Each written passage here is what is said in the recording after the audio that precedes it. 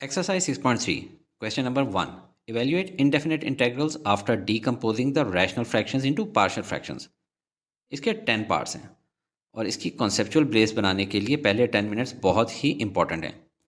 थोड़ा सा proper fraction को समझ लें, जिसकी निशानी ये है कि ओवरऑल 1 से लेस होगी। जैसे 1/8 है तो 1 से लेस है, 1/4 है तो 1 से लेस है, 1/2 है तो हाफ है, 1 से लेस है। और इम्प्रॉपर फ्रैक्शन को समझ लें कि ओवरऑल 1 से लार्जर होगी।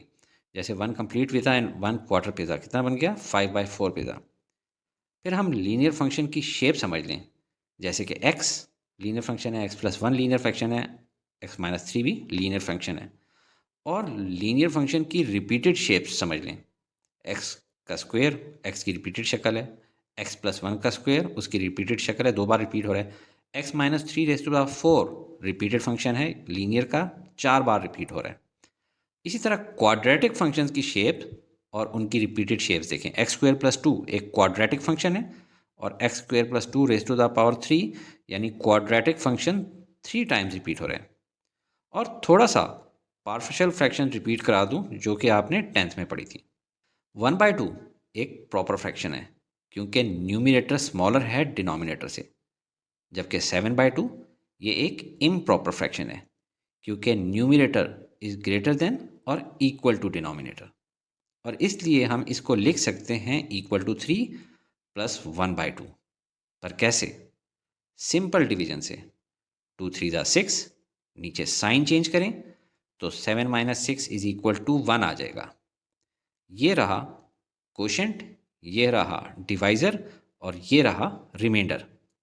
पर डिवाइड करने के बाद इस तरह लिखेंगे, ये जल्दी में गलत ना हो जाए, इसके लिए ये सर्कुलर ट्रिक याद रखें। ऊपर से नीचे और फिर लेफ्ट। देखें 3, फिर 1 और फिर 2। अब हम यही चीज़ नंबर्स में नहीं बल्कि अलजेब्रिक एक्सप्रेशंस में देखते हैं। यहाँ न्यूमरेटर में x की पावर 0 है जबकि डिनोमिनेटर में x की पावर 1, तो ऑब्वियस है। मगर जब ये x और x मल्टीप्लाई होंगे तो ये पावर बन जाएगी 2।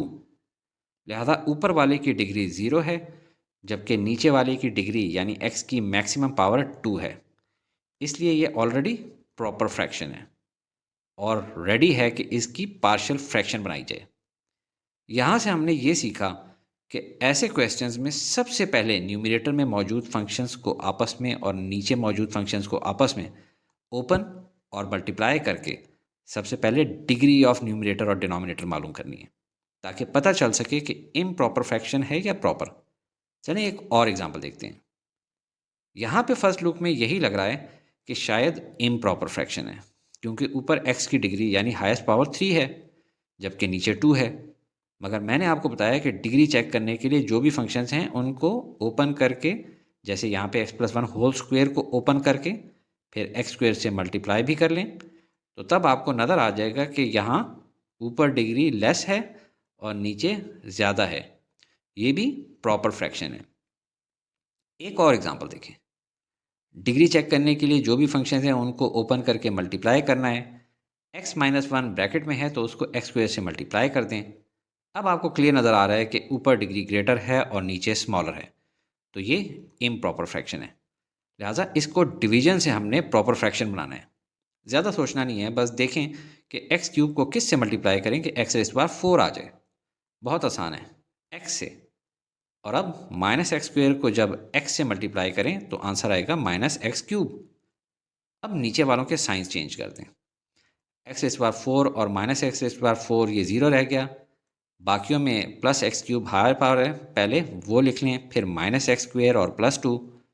इसको अब उस सर्कुलर ट्रिक से लिख कर देखें, x + x³ - x² + 2 divided bye x³ - x²। अब भी दोनों की डिग्री इक्वल है, इम्प्रॉपर फ्रैक्शन है, तो डिवीजन कंटिन्यू रखें। अब x³ को किस से मल्टीप्लाई करें कि आंसर x³ आए? बहुत आसान है, +1 से।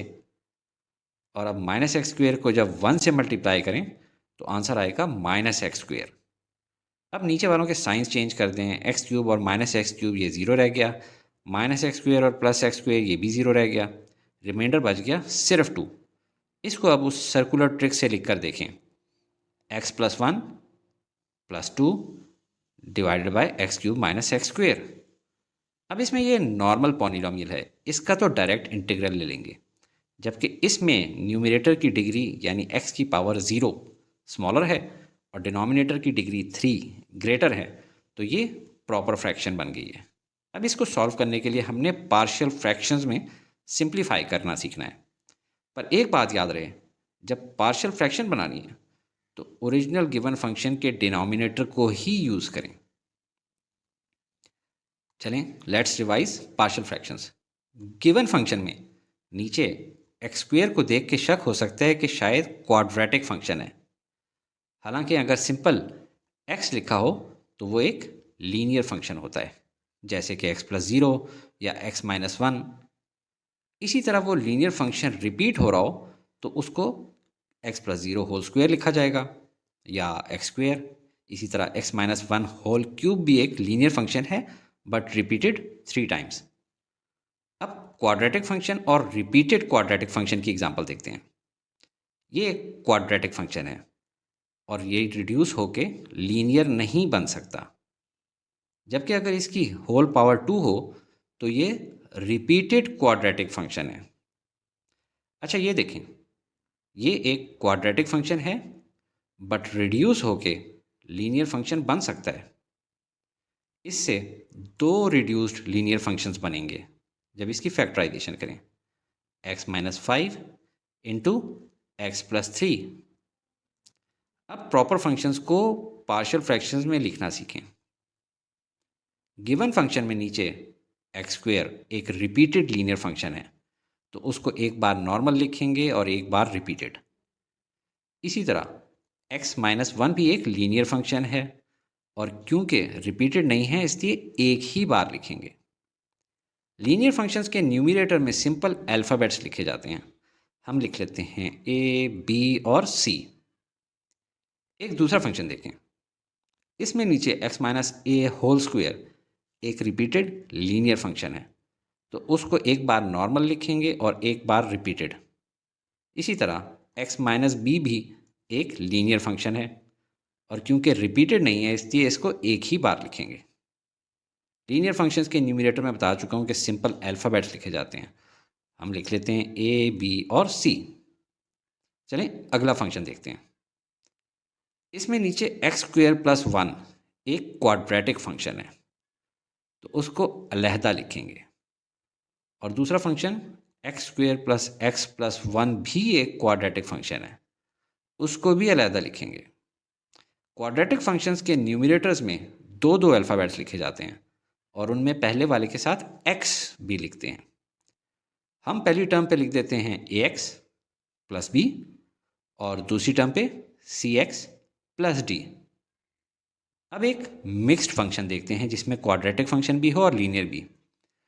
इसमें नीचे x+1 होल स्क्वायर एक रिपीटेड लीनियर फंक्शन है, तो उसको एक बार नॉर्मल लिखेंगे और एक बार रिपीटेड, और ऊपर सिंपल अल्फ़ाबेट्स a और b। दूसरी टर्म x² + 1 क्वाड्रेटिक है और ऊपर से स्क्वायर भी है यानी रिपीटेड है, तो एक बार नॉर्मल लिखेंगे और एक बार विद स्क्वायर। और क्वाड्रेटिक फंक्शन में ऊपर alphabet with x plus alphabets, इसी तरह दूसरी टर्म पे भी alphabet with x plus alphabet. बस ये है कि अल्फ़ाबेट रिपीट नहीं करना आपने। लेकिन ये अल्फ़ाबेट्स की वैल्यूज़ फाइंड कैसे करेंगे? इसके 2 मेथड्स होते हैं, एक ज़ीरो मेथड और एक कोफिशिएंट कंपैरिजन मेथड। क्लासेस में अक्सर ज़ीरो मेथड सिखाते हैं, मगर मुझे पर्सनली कोफिशिएंट कंपैरिजन मेथड ज़्यादा आसान लगता है। चलिए फर्स्ट इक्वेशन में चेक करते हैं। पहले ज़ीरो मेथड। अगर x-1 को ज़ीरो कंसिडर करें तो इससे हमें x की वैल्यू मिल जाएगी 1। अब पहले तो अपनी इक्वेशन को सिंप्लीफाई करें। तमाम टर्म्स को लेफ्ट हैंड साइड पे भी और राइट हैंड साइड पे भी मल्टीप्लाई कर दें x² × x-1 के साथ, तो लेफ्ट हैंड साइड बन जाएगी सिर्फ 2 और राइट हैंड साइड पे फर्स्ट टर्म बन जाएगी a × x × x-1, दूसरी टर्म बन जाएगी b × x² - 1 और तीसरी टर्म बन जाएगी cx²। जहाँ जहाँ x-1 है उसकी जगह ज़ीरो पुट करें तो ये टर्म्स तो ज़ीरो हो जाएंगी, बाकी बच गया ये। अब x की जगह 1 पुट करें तो c इज इक्वल टू 2 आ जाएगा। इसको एक साइड पे लिख लेता हूँ। अब इसी इक्वेशन में x को 0 के इक्वल पुट करके देखें, क्योंकि एक बार x माइनस 1 को 0 पुट किया है और अब दूसरी टर्म x को 0 पुट करना है। अब ये वाली टर्म 0 से मल्टीप्लाई हो रही है तो आंसर आ जाएगा 0। ये वाली टर्म भी 0 से मल्टीप्लाई हो रही है, लिहाजा ये आंसर भी आएगा 0। पीछे सिर्फ ये टर्म बच जाएगी, इसलिए अब वैल्यू आएगी 2 is equal to minus b, जिसको हम लिख सकते हैं b is equal to minus 2। इसको भी अब साइड पे लिख लूँ।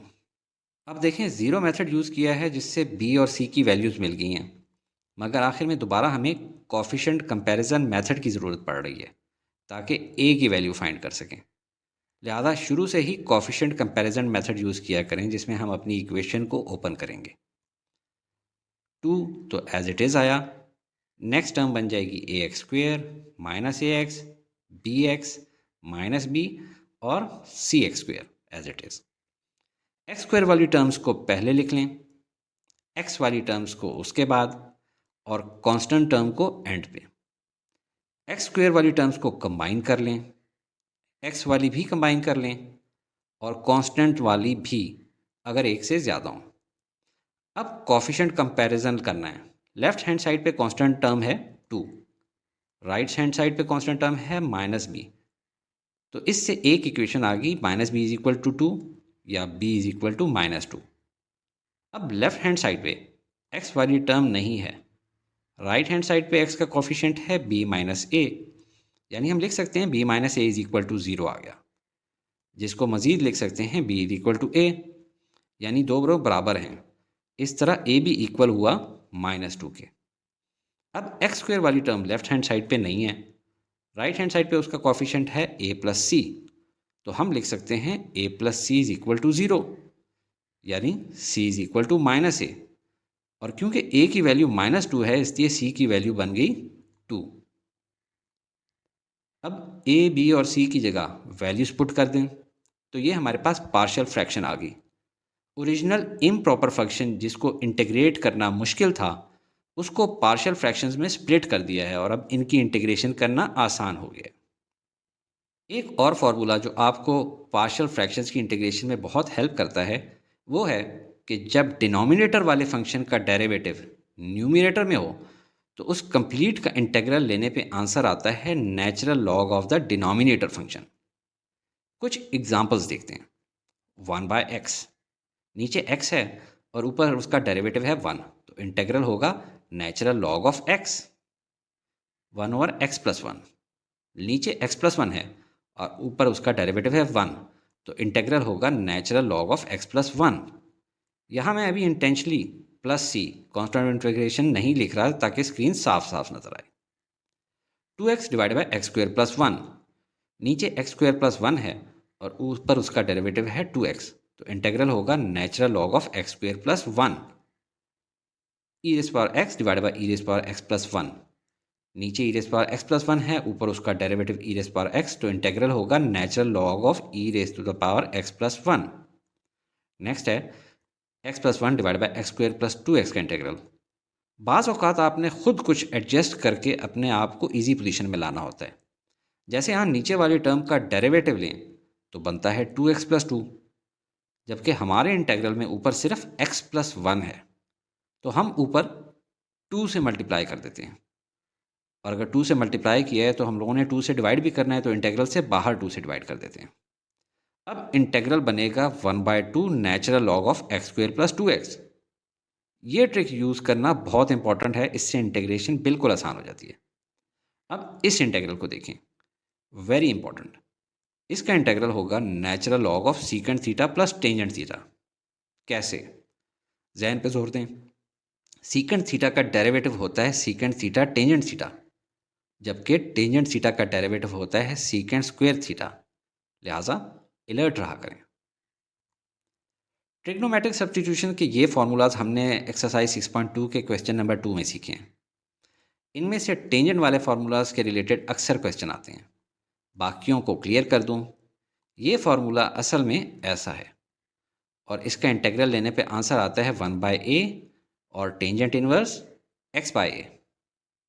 अगर a की जगह 1 हो तो इंटेग्रल होगा टेंजेंट इनवर्स x, क्योंकि टेंजेंट इनवर्स से पहले 1 ओवर 1 लिखने का कोई फ़ायदा नहीं है और बाद में x ओवर 1 तो सिर्फ x ही लिखा जाता है। अब इस फंक्शन का इंटेग्रल लें तो बनेगा 1/2 इंटू टेंजेंट इनवर्स x/2, क्योंकि a square is equal to 4 है, यानी a इज इक्वल टू 2 है। अगर ये फंक्शन हो तो सोचें कि 2 किसका स्क्वेयर है? स्क्वेयर रूट ऑफ 2 का। लिहाजा इंटेग्रल होगा 1/√2 into tangent inverse x divided by square root of 2। Finally अगर x स्क्वेयर की जगह कोई और स्क्वेयर हो तो वो भी ऐसे ही लिखा जाएगा। चलें अब एक्सरसाइज की तरफ चलते हैं। पार्ट ए से स्टार्ट करते हैं। Integral of 1 over x into x minus 3 D x. सबसे पहले आप जहन में ये पिक्चर ले आएँ कि अगर इम्प्रॉपर फ्रैक्शन है तो डिवीजन से उसको प्रॉपर बनाएंगे और फिर पार्शियल फ्रैक्शन। ऊपर की डिग्री 0 है क्योंकि x की मैक्सिमम पावर 0 है, जबकि नीचे की डिग्री यानी x की मैक्सिमम पावर 2 है। क्योंकि डिग्री कैलकुलेट करने के लिए हमेशा फंक्शंस को ओपन और मल्टीप्लाई करके देखना होता है, तो 0/2 से पता चला कि ये एक प्रॉपर फ्रैक्शन है और इसे पार्शियल फ्रैक्शन बनाना है। तो देखें इस प्रॉपर फ्रैक्शन में नीचे दो लीनियर फंक्शंस हैं x और x-1, पर रिपीट नहीं हो रहे क्योंकि किसी पर भी होल स्क्वायर नहीं, तो दोनों को एक एक बार ही लिखेंगे। और क्योंकि लीनियर फंक्शंस हैं इसलिए न्यूमरेटर में सिर्फ अल्फ़ाबेट्स लिखेंगे a और b। अब इसको सिंप्लीफाई करना है तो लेफ्ट हैंड साइड और राइट हैंड साइड पे तमाम टर्म्स को x इंटू x-3 से मल्टीप्लाई कर दें। यूँ लेफ्ट हैंड साइड बन जाएगी 1 और राइट हैंड साइड बन जाएगी a into x-3 plus b x. Open करें तो 1 is equal to a x minus 3a plus b x. X वाली टर्म्स को इकट्ठा कर लें और कांस्टेंट वाली टर्म्स को इकट्ठा एक साथ। अब कोफिशिएंट्स कंपेयर करें। लेफ्ट हैंड साइड पे कांस्टेंट 1 है और राइट हैंड साइड पे कांस्टेंट है -3a। लेफ्ट हैंड साइड पे x की कोई टर्म नहीं है, राइट हैंड साइड पे x का कोफिशिएंट है a प्लस बी। इससे इक्वेशन बनी -3a इज इक्वल टू 1, यानी a इज इक्वल टू -1/3, और दूसरी इक्वेशन बनी a plus B is equal to 0, यानी b is equal to -a। चूंकि a की वैल्यू -1/3 है, ज़्यादा माइनस और माइनस मिलके प्लस हो जाएगा, तो बना b इज इक्वल टू 1/3। अब इन वैल्यूज़ को इस इक्वेशन में पुट करें तो ये बन जाएंगी ऐसी। तो देखें इनिशियली जो इंटेग्रल हमारे लिए लेना मुश्किल था उसको हमने पार्शियल फ्रैक्शंस में चेंज कर दिया है और अब इन दोनों का अलग-अलग इंटेग्रल लेंगे। और चूंकि कांस्टेंट -1/3 और 1/3 को इंटेग्रल से बाहर लिख सकते हैं तो इन को बाहर लिख लेंगे। अब इन दो टर्म्स को देखते ही ये फॉर्मूला याद आ जाना चाहिए कि न्यूमरेटर डिनोमिनेटर का डेरिवेटिव है, यानी इंटेग्रल का आंसर बनेगा नीचे वाले का नेचुरल लॉग। पॉजिटिव टर्म को पहले और नेगेटिव टर्म को बाद में लिख लें। दोनों में 1/3 कॉमन है और दो नेचुरल लॉग हैं, इनको कंबाइन करके हम यूं भी लिख सकते हैं, पॉजिटिव वाली टर्म ऊपर और नेगेटिव वाली नीचे। ये हमारा आंसर है। Part b, integral of 3x² plus 2x-1 divide by x into x plus 1 dx। पहले जहन में ये पिक्चर ले आएँ कि अगर इम्प्रॉपर फ्रैक्शन है तो डिवीजन से प्रॉपर फ्रैक्शन बनाएंगे, फिर पार्शियल फ्रैक्शन। ऊपर की डिग्री 2 है क्योंकि x की मैक्सिमम पावर 2 है, जबकि नीचे की डिग्री भी 2 है क्योंकि x की मैक्सिमम पावर नीचे भी 2 है। डिग्री कैलकुलेट करने के लिए हमेशा फंक्शंस को ओपन और मल्टीप्लाई करके देखना होता है। तो देखें 2/2 से पता चला कि ये एक इम्प्रॉपर फ्रैक्शन है और इसे पहले प्रॉपर फ्रैक्शन बनाने के लिए डिवीजन करनी पड़ेगी। तो x² को किस से मल्टीप्लाई करें कि आंसर 3x² आए? बहुत आसान है, 3 से। और अब x को जब 3 से मल्टीप्लाई करेंगे तो क्या आएगा? 3x। लोअर टर्म्स के साइन चेंज कर लें, 3x² माइनस 3x² ये कैंसिल हो गया, 0 बचा, जबकि बाकी -3x प्लस 2x से बचा -x और -1 एज इट इज़। अब इसको सर्कुलर तरीके से देखें कि लिखना कैसे है। हमारा ओरिजिनल फंक्शन, इसको हम लिखेंगे 3 -x-1 divided by x square plus x. अब ऊपर -x -1 दोनों में माइनस माइनस है, तो अगर हम माइनस कॉमन ले लें तो अंदर बच जाएगा x+1, और नीचे देखें एक्स स्क्वेयर प्लस एक्स है, अगर इसमें भी x कॉमन ले लें तो x+1 बच गया। अब देखें ऊपर भी x+1 है, नीचे भी x+1 है, तो ये कैंसिल आउट हो रहे हैं, तो ये मज़ीद सिंप्लीफाई होकर बन गया 3 - 1/x। तो देखें इनिशियली जो हमें डिफ़िकल्ट इंटेग्रल गिवन है उसको हम लोगों ने इतना सिंप्लीफाई कर दिया है कि अब वो दो सिंपल पार्ट्स के अंदर हम उसको इंटीग्रेट कर रहे हैं। और राइट वाले इंटेग्रल को देखें, इसको तो देखते ही आपके ध्यान में ये वाला फार्मूला आ जाना चाहिए कि अगर एक नीचे फंक्शन है और ऊपर उसका डेरिवेटिव है तो उसका इंटेग्रल लेने पे नीचे वाले फंक्शन का नेचुरल लॉग आ जाता है और कांस्टेंट ऑफ इंटीग्रेशन तो हो गई। तो हमारे पास जो ये है इसका जब इंटेग्रल लेंगे तो आ जाएगा natural log of x plus c, और ये माइनस साइन तो साथ ऑलरेडी गिवन था। जबकि ये जो इंटेग्रल है इसको आप देखें तो इसको ऐसे भी लिख सकते हैं 3 integral of dx।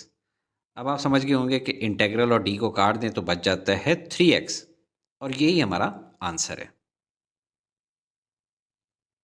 Part c, integral of 4x³ plus 4x² plus x - 1 divide by x square into x plus 1 whole square dx। सबसे पहले तो जहन में ये पिक्चर लें कि अगर इम्प्रॉपर फ्रैक्शन है तो डिवीजन से प्रॉपर फ्रैक्शन बनाएंगे और उसके बाद पार्शियल फ्रैक्शन। न्यूमरेटर और डिनोमिनेटर्स की डिग्री देखने के लिए ज़रूरी है कि ब्रैकेट्स को पहले ओपन करके मल्टीप्लाई कर लें। देखें x+1 होल स्क्वेयर को ओपन करें और फिर साथ में लिखे हुए एक्स स्क्वेयर से मल्टीप्लाई कर लें। ऊपर की डिग्री 3 है, यानी x की मैक्सिमम पावर, जबकि नीचे देखें तो x की मैक्सिमम पावर 4 है, तो डिग्री हुई नीचे की 4।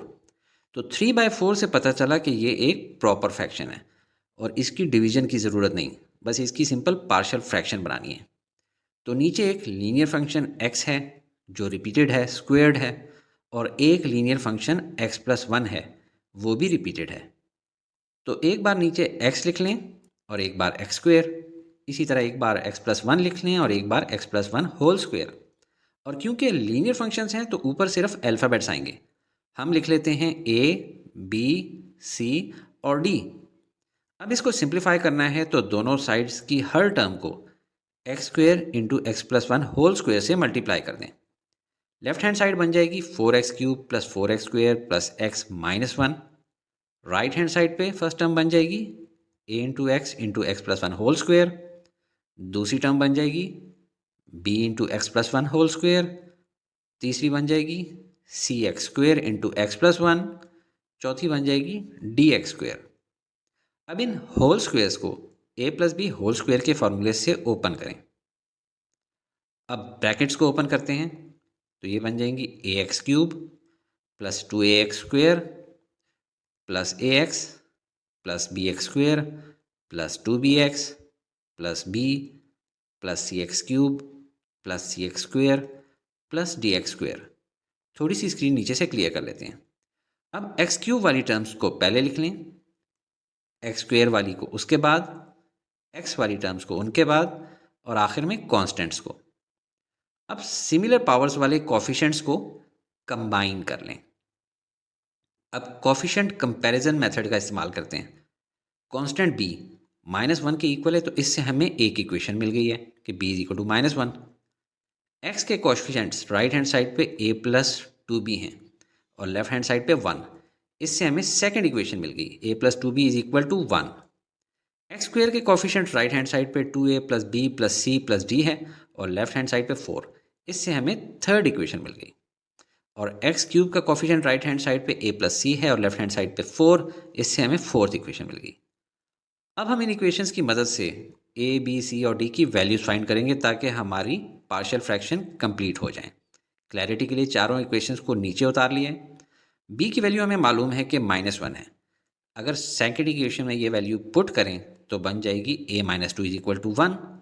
-2 को दूसरी साइड पे ले जाएं तो बन जाएगा 1 + 2, यानी a की वैल्यू आ जाएगी 3। अब अगर इस इक्वेशन में a की वैल्यू पुट कर दें 3 और दूसरी साइड पे ले जाएं तो 4 - 3 से बन जाएगा 1। अब सिर्फ d की वैल्यू रह गई है। इसके लिए इस इक्वेशन में a, b और c की वैल्यूज़ पुट कर दें तो ये बन जाएगा 6 - 1 + 1 + d = 4 जिसमें -1 और +1 कैंसल आउट हो रहे हैं, तो ये बच गया 6 + d = 4। 6 को दूसरी साइड पे ले जाएंगे तो माइनस हो जाएगा, और 4 - 6 से हमारे पास d की वैल्यू आ जाएगी -2। अब इन अल्फ़ाबेट्स की वैल्यूज़ को इक्वेशन में पुट कर दें। अब देखें, जो इतना डिफ़िकल्ट इंटेग्रल था उसको पार्शियल फ्रैक्शन से हमने इतना सिंपल कर दिया है कि सेपरेट इंटेग्रल्स लेकर इजीली सॉल्व कर सकते हैं। नेक्स्ट स्टेप में हमने ये करना है कि ये नेगेटिव साइंस को और कॉन्स्टेंट्स को भी बाहर निकाल लेंगे। अब इन दो इंटेग्रल्स को देखकर आपको फ़ौरन जहन में ये फॉर्मूला याद आना चाहिए कि नीचे वाले फंक्शन का डेरिवेटिव ऊपर मौजूद है और ऐसी हालत में इंटेग्रल लेना हो तो आंसर नीचे वाले का नेचुरल लॉग आता है। बाकी दो इंटेग्रल्स में क्योंकि डिनोमिनेटर स्क्वायर में है, लिहाजा उसको न्यूमरेटर में ले आते हैं विद नेगेटिव पावर। अब इनको इंटीग्रेट करना बहुत आसान है। पावर में 1 ऐड कर दें और न्यू पावर जो बनी है उससे डिवाइड कर दें, बाकी एज इट इज़ उतार दें। नीचे -2 + 1 से बनता है -1, तो 1 लिखने का फ़ायदा नहीं होता और माइनस साइन इन लेफ्ट वाले माइनस साइन से मल्टीप्लाई होकर इनको पॉजिटिव कर देगा। अब पावर में -2 + 1 से बन जाएगा -1, और नेगेटिव पावर को हम डिनोमिनेटर में ले जाएं तो पॉजिटिव हो जाएगी। +c कांस्टेंट ऑफ इंटीग्रेशन भी लगा लें, और थोड़ा सा अगर सीक्वेंस में इसको रीअरेंज कर लें, पहले नेचुरल लॉग वाली टर्म्स लिख लें और बाद में जो x वाली टर्म्स हैं वो, और आखिर में कांस्टेंट, तो ये हमारा आंसर बन जाता है। Part D, integral of 1/x³ - 1 dx। देखने में सिंपल लग रहा है लेकिन ये काफ़ी लॉन्ग क्वेश्चन है। जहन में ये पिक्चर ले आएं कि अगर इम्प्रॉपर फ्रैक्शन है तो डिवीजन से प्रॉपर फ्रैक्शन बनाएंगे, फिर पार्शियल फ्रैक्शन। ऊपर की डिग्री 0 है यानी x की मैक्सिमम पावर, जबकि नीचे डिनोमिनेटर की डिग्री x की मैक्सिमम पावर 3 है। तो 0/3 से हमें पता चल रहा है कि ये एक प्रॉपर फ्रैक्शन है और इसकी डिवीजन की ज़रूरत नहीं, इसकी पार्शियल फ्रैक्शंस बनानी है। मगर पार्शियल फ्रैक्शंस बनाने के लिए नीचे लीनियर या क्वाड्रेटिक फंक्शन होना चाहिए, जबकि यहाँ पे क्यूबिक फंक्शन है। तो देखें कि क्या ये फैक्टराइज हो सकता है। हाँ, हो सकता है। आपको फॉर्मूला याद होगा a³ - b³ का। क्या था? a - b into a² + ab + b²। तो हम इंटीग्रल को लिख लेते हैं 1/x - 1 इंटू x² + 1x + 1। अब इसकी पार्शियल फ्रैक्शंस बनानी है तो देखें, कोई भी टर्म रिपीट नहीं हो रही, किसी पर भी होल स्क्वायर नहीं लिखा हुआ। x - 1 लीनियर है, एक बार उसको लिख लें, और x² + x + 1 क्वाड्रेटिक है, एक बार उसको डिनोमिनेटर में लिख लें। लीनियर टर्म के ऊपर सिर्फ एक अल्फ़ाबेट आता है, हम a लिख देते हैं। क्वाड्रेटिक टर्म के ऊपर 2 अल्फ़ाबेट्स आते हैं जिनमें फर्स्ट के साथ x लिखा जाता है, तो हम लिख देते हैं bx + c।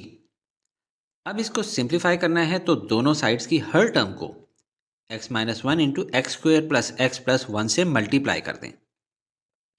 Left hand side बन जाएगी 1, राइट हैंड साइड पे फर्स्ट टर्म बन जाएगी a इंटू x² + x + 1, दूसरी टर्म बन जाएगी bx + c into x - 1।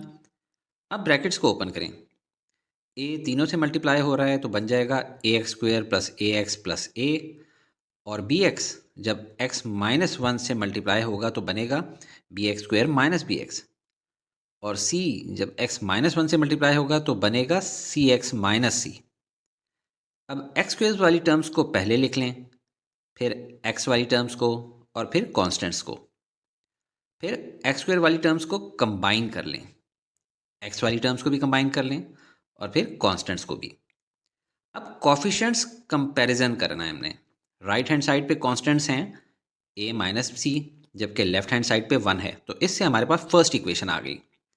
Right hand side पे x का कॉफिशिएंट है a + c, जबकि लेफ्ट हैंड साइड पे 0 है, इससे हमारे पास सेकंड इक्वेशन आ गई। राइट हैंड साइड पे x² का कॉफिशिएंट है a + b, जबकि लेफ्ट हैंड साइड पे 0 है, इससे हमारे पास थर्ड इक्वेशन आ गई। मगर ना तो हमें a मिला, ना b, ना ही c, तो ऐसी सिचुएशन में ज़ीरो मेथड का यूज़ कर लें, जिसमें कि इस इक्वेशन में x - 1 = 0 लें।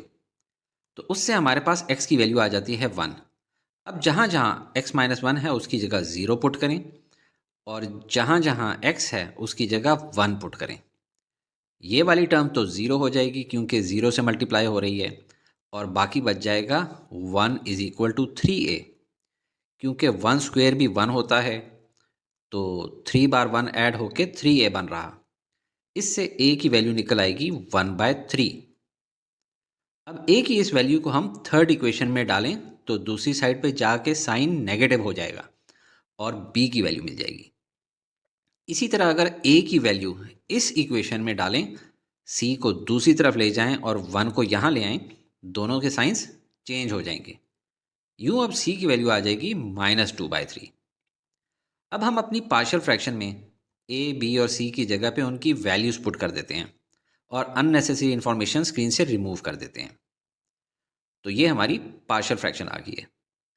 इनिशियली जिस इंटेग्रल को हम सॉल्व नहीं कर सकते थे, अब उसको हमने दो रिलेटिवली इजी पार्शियल फ्रैक्शंस में स्प्लिट कर लिया है और अब इनकी इंटीग्रेशन करते हैं। लेफ्ट साइड वाली टर्म में 1/3 कांस्टेंट है, उसको इंटीग्रल से बाहर निकाल लें।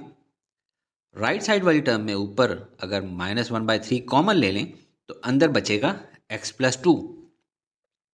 अब इस इंटीग्रल को देखते ही आपको ये फॉर्मूला याद आना चाहिए।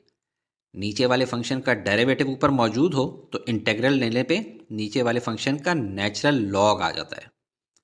अब इस -1/3 को भी एज कांस्टेंट बाहर निकाल लें।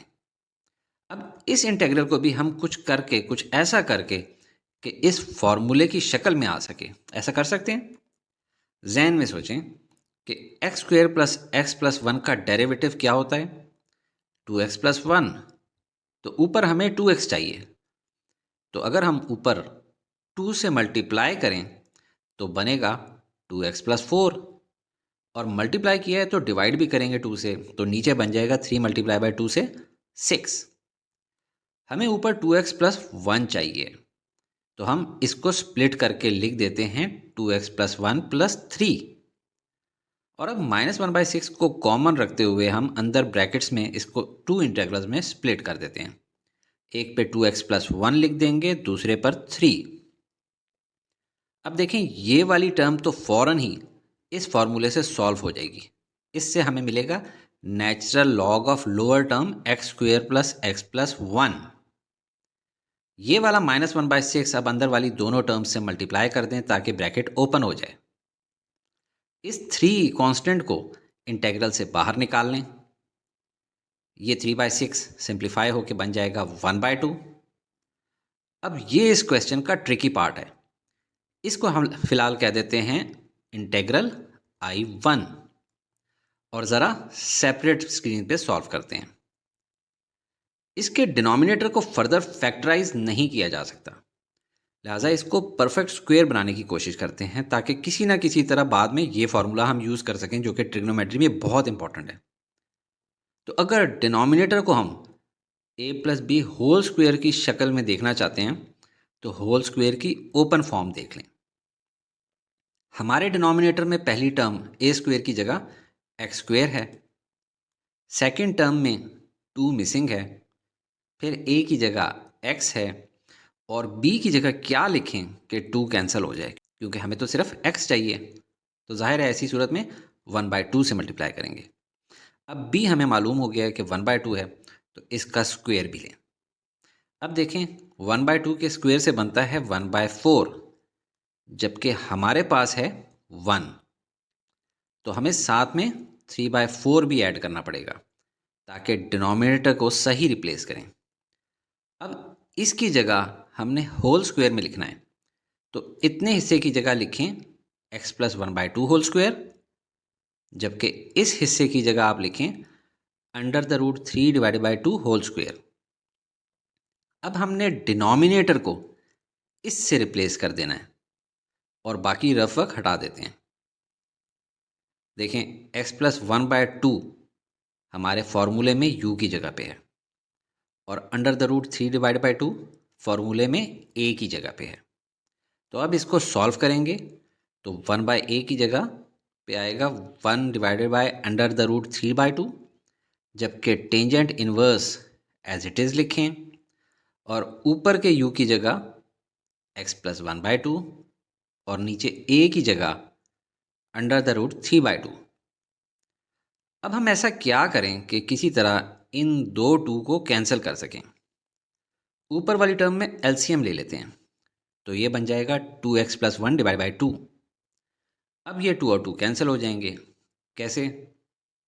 जैसे ये है, इसको हम लिख सकते हैं a divide by 2 divided by b divide by 2, और डिवाइड के साइन को मल्टीप्लाई से चेंज करें तो टर्म्स ऊपर नीचे हो जाती हैं। अब देखें 2 और 2 कट रहा है। इसी तरह हमने यहाँ भी किया है, और ये वाला 2 डिनोमिनेटर के डिनोमिनेटर में है, तो ये ऊपर न्यूमिनेटर में चला जाएगा। तो अब ये जो टर्म बनी है, ये हमारे इस इंटेग्रल का आंसर है। लिहाजा हम दोबारा उस जगह पे चलते हैं जहाँ पे हमने इस टर्म को आई कहा था। इसका आंसर हमने अभी निकाला है, इसको हम पुट कर देते हैं अपनी जगह पे। इसमें 2 और 2 कट जाएंगे, तो पीछे बच जाएगा ये, और constant of integration plus c लगाना ना भूलें। तो ये हमारा आंसर है। जो स्टूडेंट्स ये क्वेश्चन सुबह सुबह उठ के रिवाइज किए बगैर सॉल्व कर लें, तो मेरी तरफ से they are good to go in any future exam. Part e, integral of x raise power 4 minus x square plus 2 divide by x square into x minus 1 dx। पहले जहन में ये पिक्चर ले आएँ कि अगर इम्प्रॉपर फ्रैक्शन है तो डिवीजन से प्रॉपर फ्रैक्शन बनाएंगे, फिर पार्शियल फ्रैक्शन। ऊपर की डिग्री 4 है क्योंकि x की मैक्सिमम पावर 4 है, जबकि नीचे की डिग्री मालूम करने के लिए फंक्शंस को मल्टीप्लाई करके देखना होगा। तो ये देखें, नीचे x की मैक्सिमम पावर यानी डिग्री 3 है, तो 4/3 से पता चला कि ये एक इम्प्रॉपर फ्रैक्शन है, और इसे पहले प्रॉपर फ्रैक्शन बनाने के लिए डिवीजन करनी पड़ेगी। अब देखें कि एक्स क्यूब को किस से मल्टीप्लाई करें कि x4 आए। बहुत आसान है, x से। और अब माइनस एक्स स्क्वेयर को जब x से मल्टीप्लाई करेंगे तो आंसर आएगा -x³। अब नीचे वालों के साइंस चेंज कर दें। x⁴ और -x⁴ कैंसिल हो गए। बाकियों में +x³ हायर पावर है, पहले वो लिख लें, फिर -x² और +2। इसको अब उस सर्कुलर ट्रिक से लिख कर देखें, x plus x³ minus x² plus 2 divided by x³ minus x²। अब भी दोनों की डिग्री इक्वल है, इम्प्रॉपर फ्रैक्शन है, तो डिवीजन कंटिन्यू रखें। अब x³ को किससे मल्टीप्लाई करें कि x⁻³ आए। बहुत आसान है, +1 से। और अब -x² को जब 1 से मल्टीप्लाई करें तो आंसर आएगा -x²। अब नीचे वालों के साइंस चेंज कर दें। x³ और -x³ 0 रह गया, -x² और x² 0 रह गया, रिमाइंडर बच गया सिर्फ 2। इसको अब फिर उस सर्कुलर ट्रिक से लिख कर देखें, x plus 1 plus 2 divided by x³ minus x²। अब इसमें ये टर्म नॉर्मल पॉलीनोमियल है, इसका डायरेक्ट इंटीग्रल लेंगे, जबकि इसमें न्यूमिनेटर की डिग्री यानी x की पावर 0 स्मॉलर है और डिनोमिनेटर की डिग्री 3 ग्रेटर है, तो ये प्रॉपर फ्रैक्शन बन गई है। अब इस वाली टर्म को हमने पार्शियल फ्रैक्शंस में सिंप्लीफाई करना है, पर याद रहे जब पार्शियल फ्रैक्शंस बनानी है तो ओरिजिनल फैक्टर्स वाली शेप में लिखें। चलें, इस टर्म को ऊपर करके लिख देता हूँ और स्क्रीन क्लियर कर देता हूँ। अब इसको फोकस में रखें, इसकी हमने पार्शियल फ्रैक्शंस बनानी है। पहली टर्म इसमें x है जो लीनियर फंक्शन है और रिपीटेड है क्योंकि स्क्वायर है, तो एक बार नॉर्मल लिख लें और एक बार रिपीटेड। दूसरी टर्म इसमें x-1 है, वो भी लीनियर है पर रिपीटेड नहीं है क्योंकि स्क्वायर नहीं है ऊपर, एक ही बार लिख लें। और क्योंकि लीनियर फंक्शंस हैं तो ऊपर सिर्फ अल्फ़ाबेट्स आएंगे, हम लिख लेते हैं a, b और c। अब सिंप्लीफाई करना है तो दोनों साइड्स की हर टर्म को x² इंटू x-1 से मल्टीप्लाई कर दें। लेफ्ट हैंड साइड बन जाएगी सिर्फ 2, राइट हैंड साइड पे फर्स्ट टर्म बन जाएगी ax इंटू x-1, दूसरी टर्म बन जाएगी b इंटू x-1, तीसरी बन जाएगी cx²। अब इनको ओपन करें तो बन जाएंगी ax² minus ax plus bx minus b plus cx²। अब पहले स्क्वायर वाली टर्म्स को लिख लें, फिर x वाली टर्म्स को लिख लें और फिर कॉन्स्टेंट्स को। फिर अब क्या करना है कि स्क्वायर वाली टर्म्स को कंबाइन कर दें, फिर एक्स वाली टर्म्स को कंबाइन कर दें और फिर कॉन्स्टेंट्स को कंबाइन कर दें। अब कॉफिशेंट कंपैरिजन करनी है। राइट साइड पे कांस्टेंट है -b, लेफ्ट साइड पे है 2, तो ये फर्स्ट इक्वेशन बन गई -b इज इक्वल टू 2। अब एक्स वाली टर्म्स के कॉफिशेंट्स देखें। राइट साइड पे है b-a, लेफ्ट साइड पे है 0, तो ये सेकंड इक्वेशन बन गई है। अब एक्स स्क्वायर वाली टर्म्स के कॉफिशेंट्स देखें। राइट साइड पे है a+c, लेफ्ट साइड पे है 0, तो ये थर्ड इक्वेशन आ गई है। अब first equation -b is equal to 2 की बोथ साइड्स को माइनस से मल्टीप्लाई करें तो बन जाता है b इज इक्वल टू -2। अब इस b की वैल्यू को सेकंड इक्वेशन में पुट करें और a को दूसरी साइड पे ले जाएं तो a की वैल्यू बन गई है -2। अब इस a की वैल्यू को थर्ड इक्वेशन में पुट करें और फिर दूसरी साइड पे ले जाएं तो c की वैल्यू भी आ गई है 2। अब इन तीनों वैल्यूज़ को अपने वेरिएबल्स की जगह पे पुट करें और बाकी स्क्रीन को क्लियर कर लें और इन तीनों पार्शियल फ्रैक्शंस को अपनी जगह पे लिख लें और x+1 को भी थोड़ा खुला करके लिख लें, क्योंकि अब इंटीग्रेट करने की बारी आ गई है। शुरू में गिवन डिफ़िकल्ट इंटीग्रल को हमने पार्शियल फ्रैक्शन से इतना सिंपल कर लिया है कि अब सबको इंडिपेंडेंटली ईजीली इंटीग्रेट किया जा सकता है। अब कांस्टेंट टर्म्स और नेगेटिव साइंस को इंटीग्रल से बाहर निकाल लें तो फर्स्ट टर्म तो एज इट इज़ ही रही, सेकंड टर्म बन जाएगी 1 इंटीग्रल dx, थर्ड टर्म बन गई -2 इंटीग्रल 1/x, फोर्थ टर्म बन गई -2 इंटीग्रल 1/x², फिफ्थ टर्म बन गई 2 इंटीग्रल 1/x-1। फर्स्ट टर्म के इंटीग्रल बहुत आसान है, पावर में 1 ऐड होके पावर 2 हो जाएगी और न्यू पावर से डिवाइड भी करना है। सेकेंड टर्म में इंटीग्रल और डेरिवेटिव कैंसिल हो जाएंगे और बचेगा सिर्फ x। अब इन दो टर्म्स को देखें, इनको देख के फ़ौरन ये फार्मूला जहन में आना चाहिए, दोनों में ऊपर नीचे वाली टर्म का डेरिवेटिव है, तो दोनों ही केसेस में नीचे वाले का नेचुरल लॉग आएगा आंसर में। तो पहली टर्म बन जाएगी -2 नेचुरल लॉग ऑफ x और ये एंड वाली टर्म बन जाएगी +2 नेचुरल लॉग ऑफ x-1। अब ये जो बीच में मिस कर दिए मैंने टर्म, इसके x² को न्यूमरेटर में ले जाएं तो पावर नेगेटिव हो जाएगी। अब इसको इंटीग्रेट करें तो पावर में 1 ऐड हो जाएगा, बनेगा x⁻⁻1 और इस न्यू पावर से डिवाइड करेंगे। नीचे -1 इस साइड वाले -2 से मल्टीप्लाई होके बन जाएगा +2। 2x⁻1 को हम 2/x भी लिख देते हैं और बाकी टर्म्स को भी नीचे उतार लें, +c भी साथ में लिख लें। एज पर सीक्वेंस लिखना है तो इन दोनों टर्म्स को आपस में स्वैप कर लें। तो ये अब हमारा आंसर है। बुक के आंसर में ये वाली टर्म मिसिंग है। Part F, integral of 1/x-1 into x+1 dx। पहले जहन में ये पिक्चर लाएं कि अगर इम्प्रॉपर फ्रैक्शन है तो डिवीजन से प्रॉपर फ्रैक्शन बनाएंगे, फिर पार्शियल फ्रैक्शन। तो हमारे इंटीग्रल में ऊपर की डिग्री 0 है क्योंकि x है ही नहीं, यानी x की मैक्सिमम पावर 0 है। जबकि नीचे की डिग्री मालूम करने के लिए फंक्शंस को मल्टीप्लाई करके देखना होगा। ये a² - b² का फॉर्मूला है। तो देखें नीचे x की मैक्सिमम पावर यानी डिग्री 2 है, तो 0/2 से हमें पता चला कि ये एक प्रॉपर फ्रैक्शन है और इसकी पार्शियल फ्रैक्शंस बनानी है। नीचे दोनों लीनियर फंक्शंस हैं और रिपीटेड नहीं हैं क्योंकि होल स्क्वायर नहीं है, इसलिए एक बार लिख लें और लीनियर फंक्शंस में ऊपर सिर्फ एक अल्फ़ाबेट आता है, हम a लिख लेते हैं और b। अब इसको सिंप्लीफाई करना है तो दोनों साइड्स को मल्टीप्लाई कर देंगे किससे, x-1 इंटू x+1 से। तो लेफ्ट हैंड साइड बन जाएगी 1, राइट हैंड साइड पे फर्स्ट टर्म बन जाएगी a इंटू x+1 और सेकेंड टर्म बन जाएगी b इंटू x-1। अब ब्रैकेट्स ओपन करें तो बन जाएगा 1 is equal to ax plus a plus bx minus b।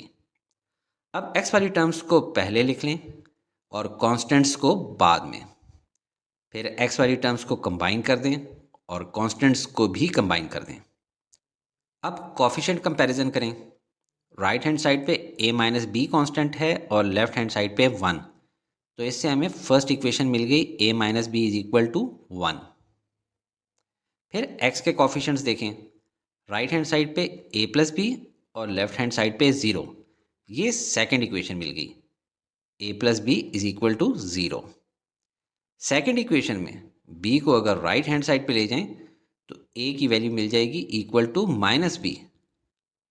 अब ए की वैल्यू फर्स्ट इक्वेशन में पुट कर दें, माइनस बी और माइनस बी मिलकर minus two b is equal to 1 बन जाएंगे, और इससे बी की वैल्यू मिल जाएगी -1/2। तो अब इसको राइट वाली इक्वेशन में बी की जगह पुट करें तो ए की वैल्यू बन जाएगी +1/2। अब ए और बी की वैल्यूज़ को पार्शियल फ्रैक्शंस में उनकी जगह पे पुट करें और बाकी स्क्रीन को क्लियर कर दें। अब जो ये डिफ़िकल्ट इंटेग्रल था इसको हमने दो इजी इंटेग्रल्स में स्प्लिट कर दिया है। 1/2 और -1/2 कॉन्स्टेंट्स हैं, इनको इंटेग्रल से बाहर ले लें। अब इन दोनों टर्म्स को देख के आपको फ़ौरन जहन में ये वाला फार्मूला याद आना चाहिए कि नीचे वाले फंक्शन का डेरिवेटिव अगर ऊपर मौजूद है तो ऐसे में इंटेग्रल लेने पे आंसर नीचे वाली टर्म का नेचुरल लॉग आता है। तो फर्स्ट टर्म बन जाएगी 1/2 नेचुरल लॉग ऑफ x-1, और सेकेंड टर्म बन जाएगी -1/2 नेचुरल लॉग ऑफ x+1, और plus c constant of integration भी लिख लें। क्योंकि 1/2 दोनों टर्म्स में कांस्टेंट है, इसको कॉमन ले लें। अब दो नेचुरल लॉग्स हैं और बीच में माइनस, यानी कोशेंट रूल लगेगा। Natural log of x minus natural log of y को हम लिख सकते हैं natural log of x over y। इसको कंडेंसेशन रूल भी कहते हैं। तो अब हमारी इक्वेशन बन जाएगी 1/2 natural log of x-1 over x+1 और plus C constant of integration. तो ये हमारा आंसर है। कोशेंट रूल आपने पढ़ लिया है तो ज़रा प्रोडक्ट रूल भी रिवाइज कर लें। अगर natural log of x into y है तो इसको हम लोग लिख सकते हैं क्या, natural log of x plus natural log of y, और इसको एक्सपेंशन रूल भी कहते हैं। Part g, integral of -x-3 divide by 2x + 1 into x-1 dx। पहले जहन में ये पिक्चर लेकर आएँ कि अगर इम्प्रॉपर फ्रैक्शन है तो डिवीजन से प्रॉपर फ्रैक्शन बनाएंगे और फिर पार्शियल फ्रैक्शन। ऊपर की डिग्री 1 है क्योंकि x की मैक्सिमम पावर 1 है, जबकि नीचे की डिग्री मालूम करने के लिए फंक्शंस को पहले मल्टीप्लाई करके देखना होगा। 2x को x-1 से मल्टीप्लाई करें तो बना 2x² - 2x, फिर -1 को x-1 से मल्टीप्लाई करेंगे तो बना +x-1। तो देखें नीचे x की मैक्सिमम पावर यानी डिग्री 2 है, तो 1/2 से पता चला कि ये एक प्रॉपर फ्रैक्शन है और इसकी पार्शियल फ्रैक्शंस बनानी है। नीचे दोनों लीनियर फंक्शंस हैं और रिपीटेड नहीं हैं क्योंकि होल स्क्वायर नहीं है, इसलिए एक एक बार ही लिखेंगे।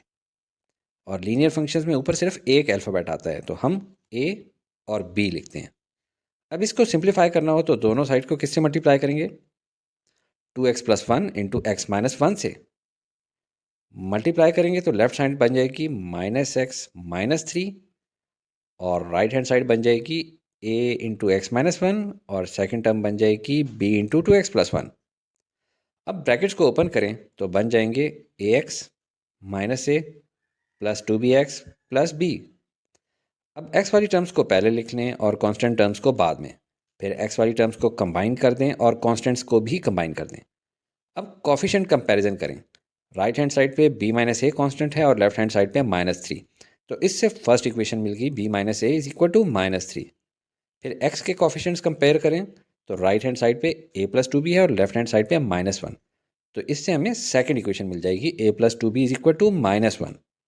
फर्स्ट इक्वेशन का a राइट हैंड साइड पे ले जाएं तो पॉजिटिव हो जाएगा। अब इस b की वैल्यू जो कि a - 3 है, इसको सेकंड इक्वेशन में b की जगह पुट करें। अब 2 अंदर a - 3 से मल्टीप्लाई होगा तो बन जाएगा 2a - 6। अब -6 को राइट साइड पे ले जाएं तो +6 बन जाएगा। a + 2a से 3a मिलेगा और 6 - 1 से 5, तो यहाँ से a की वैल्यू आ जाएगी 5/3। अब इस वैल्यू को फर्स्ट इक्वेशन में a की जगह पुट करें, एलसीएम लेके सॉल्व करें तो वैल्यू आ जाएगी -4/3। कुछ बच्चों को नहीं समझ आ रहा होगा तो देखें, राइट साइड पे ऊपर 3 था और नीचे समझें 1। प्लस करने के लिए ज़रूरी होता है कि डिनोमिनेटर सेम हो, तो लिहाजा हम राइट साइड पे ऊपर नीचे दोनों को 3 से मल्टीप्लाई कर देते हैं। अब एलसीएम लेने पे वैल्यू आएगी 5 - 9/3, जिससे आंसर आया -4/3। तो चलें अब ए और बी दोनों की वैल्यूज आ चुकी हैं, तो अपनी जगह पे फिट कर दें और स्क्रीन क्लियर कर लें। तो शुरू में जो इतना डिफ़िकल्ट इंटेग्रल नज़र आ रहा था, अब उसको हमने दो इजी सिंपल इंटेग्रल्स में स्प्लिट कर दिया है। अब इन दोनों में ऊपर 5/3 और -4/3 ये तो हैं कॉन्स्टेंट्स, इनको इंटेग्रल से बाहर निकाल लें।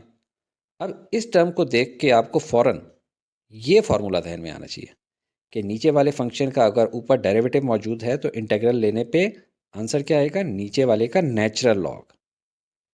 पर लेफ्ट वाली टर्म में नीचे 2x+1 है जिसका डेरिवेटिव 2 होता है, जबकि हमारे पास ऊपर सिर्फ 1 है।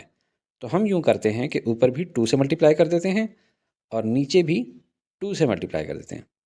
तो बाहर वाली टर्म हो जाएगी 5/6 और अंदर ऊपर 2 आ जाएगा। अब इस टर्म का इंटेग्रल भी हम इस फार्मूले से निकाल सकते हैं, जो कि क्या होगा, बहुत आसान, नेचुरल लॉग ऑफ 2x+1 और constant of integration plus c भी लिखना ही है। अब इसमें देखें लॉगरिथम्स के पावर रूल का यूज़ कर सकते हैं। जैसे 2 log x लिखा हो तो हम उसको लिख सकते हैं log of x to the power 2 या log x square.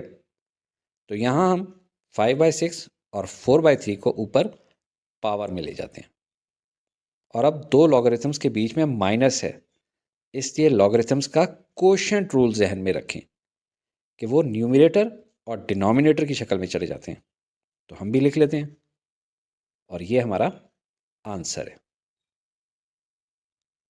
Part H, integral of x square -1 divide by x square -2x -15 dx। पहले जहन में ये पिक्चर ले आएँ कि अगर इम्प्रॉपर फ्रैक्शन है तो डिवीजन से प्रॉपर फ्रैक्शन बनाएंगे, फिर पार्शियल फ्रैक्शन। ऊपर की डिग्री 2 है क्योंकि x की मैक्सिमम पावर 2 है, नीचे की डिग्री यानी x की मैक्सिमम पावर यहाँ भी 2 है। तो 2/2 से पता चला कि ये एक इम्प्रॉपर फ्रैक्शन है और इसको पहले डिवीजन से पार्शियल फ्रैक्शन बनाना पड़ेगा। अब देखें एक्स स्क्वेयर को किस से मल्टीप्लाई करें कि एक्स स्क्वेयर आए, बहुत ही आसान है, 1 से। और अब -2x को जब 1 से मल्टीप्लाई करें तो आंसर आएगा -2x, और जब -15 को 1 से मल्टीप्लाई करें तो तब आएगा -15। अब नीचे वालों के साइंस चेंज कर दें, एक्स स्क्वेयर और -x स्क्वेयर कैंसिल हो गए, बाकी बचा 14 + 2x। पहले एक्स वाली टर्म्स को लिख लें और बाद में कांस्टेंट को। इसको अब उस सर्कुलर ट्रिक्स से लिख कर देखें, 1 + 2x + 14 divided by x square -2x -15। तो अब हमने इम्प्रॉपर फ्रैक्शन को 1 प्लस प्रॉपर फ्रैक्शन में चेंज कर दिया है। अब इसकी पार्शियल फ्रैक्शंस बनानी है, जिसके लिए नीचे फैक्टर्स की शेप में लिखना होता है। तो ये बहुत आसान नज़र आ रहा है। कौन से ऐसे नंबर्स हैं कि प्लस करें तो -2x आए और मल्टीप्लाई करने पे -15x²। थोड़ा सा सोचने से आपके ध्यान में आ जाएगा -5x + 3x। अब इनसे x और 3 कॉमन ले लें तो फैक्टर्स खुद ब खुद सामने नज़र आ रहे हैं, x -5 इंटू एक्स + 3। तो डिनोमिनेटर की जगह ये लिख लें। अब इस टर्म की पार्शियल फ्रैक्शंस बनानी है तो देखें नीचे दोनों ही लीनियर टर्म्स हैं और रिपीटेड नहीं हैं क्योंकि होल स्क्वेयर्ड नहीं है, लिहाजा एक एक बार लिख लें। और लीनियर फंक्शंस के ऊपर पार्शियल फ्रैक्शंस में एक एक अल्फ़ाबेट लिखते हैं, तो हम a और b लिख देते हैं।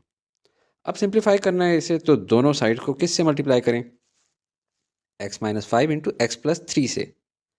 लेफ्ट हैंड साइड बन जाएगी 2x + 14 और राइट हैंड साइड पे फर्स्ट टर्म बन जाएगी a इंटू एक्स + 3 और दूसरी b इंटू एक्स -5।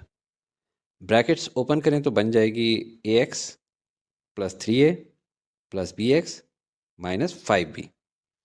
अब x वाली टर्म्स को एक साथ लिख लें और कॉन्स्टेंट्स को एक साथ, फिर x वाली टर्म्स को कंबाइन कर लें और कांस्टेंट टर्म्स को भी कंबाइन कर लें। अब कोफिशिएंट कंपैरिजन करते हैं।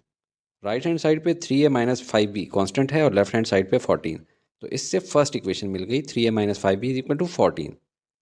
फिर x के कोफिशिएंट्स देखें, राइट हैंड साइड पे a + b और लेफ्ट हैंड साइड पे 2, ये सेकंड इक्वेशन मिल गई। इस इक्वेशन का b राइट साइड पे ले जाएं तो अब a की वैल्यू आ गई है 2 - b। इसको फर्स्ट इक्वेशन में a की जगह पुट करें। अब 3 अंदर 2 - b से मल्टीप्लाई होगा तो बन जाएगा 6 - 3b। अब 6 को राइट साइड पे ले जाएं तो -6 बन जाएगा। -3b और -5b मिलके -8b बन जाएंगे और 14 - 6 से बनेगा 8। दोनों साइड्स को 8 से डिवाइड करें तो बना -b = 1। दोनों साइड्स को अब -1 से मल्टीप्लाई करें तो हमें क्या मिलेगा, b की वैल्यू मिल जाएगी इक्वल टू -1। अब इस b की वैल्यू को दूसरी इक्वेशन में b की जगह पुट करें, ये बन जाएगा 2 + 1 और a की वैल्यू मिल गई 3। अब a और b दोनों की वैल्यूज आ चुकी हैं, तो इनकी जगह वैल्यूज पुट करेंगे और स्क्रीन को क्लियर कर लेंगे। अब जिस टर्म की ये हमने पार्शियल फ्रैक्शंस बनाई हैं उसकी जगह पे लिख लें। अब शुरू में जो ये कॉम्प्लेक्स इंटेग्रल था इसको हमने 3 इजी इंटेग्रल्स में स्प्लिट कर दिया है। अब तमाम टर्म्स के कांस्टेंट्स को और नेगेटिव साइंस को बाहर निकाल लें। फर्स्ट टर्म बन जाएगी 1 integral D x, second term 3 integral 1 over x minus 5 और थर्ड बन जाएगी minus integral 1 over x plus 3। First term में डी और एक्स कैंसिल हो गए तो सिर्फ एक्स बचा। सेकेंड टर्म को आप इस फॉर्मूले से सॉल्व कर सकते हैं। ऊपर नीचे वाले फंक्शन का डेरिवेटिव है, लिहाजा इंटेग्रल लेने पे नीचे वाली टर्म का नेचुरल लॉग आंसर होगा। इसी तरह थर्ड इक्वेशन में भी नीचे वाले फंक्शन का डेरिवेटिव ऊपर मौजूद है, लिहाजा आंसर होगा natural log of the lower term और कांस्टेंट ऑफ इंटीग्रेशन प्लस सी। इस टर्म पे पावर रूल लगाएं तो 3 पावर में आ गया और अब इन दोनों पे कोएफिशिएंट रूल लगाएं तो ये शक्ल बन जाएगी और यही हमारा आंसर है। Part I, integral of x over x plus 1 into x square plus 1 dx। पहले जहन में ये पिक्चर लाएं कि अगर इम्प्रॉपर फ्रैक्शन है तो डिवीजन से प्रॉपर फ्रैक्शन बनाएंगे, फिर पार्शियल फ्रैक्शन। ऊपर की डिग्री 1 है क्योंकि x की मैक्सिमम पावर 1 है, जबकि नीचे की डिग्री मालूम करने के लिए फंक्शंस को मल्टीप्लाई करके देखना होगा। पहले x को एक्स स्क्वेयर प्लस 1 से मल्टीप्लाई करें तो बना एक्स क्यूब प्लस एक्स, फिर प्लस 1 को एक्स स्क्वेयर प्लस 1 से मल्टीप्लाई करें तो बना प्लस एक्स स्क्वेयर प्लस 1। तो देखें नीचे x की मैक्सिमम पावर यानी डिग्री 3 है, तो 1/3 से पता चला कि ये एक प्रॉपर फ्रैक्शन है और इसकी पार्शियल फ्रैक्शंस बनानी है।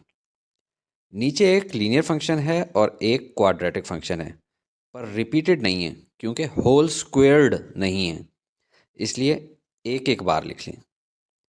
और लीनियर फंक्शंस में ऊपर सिर्फ 1 अल्फ़ाबेट आता है, हम a लिख लेते हैं।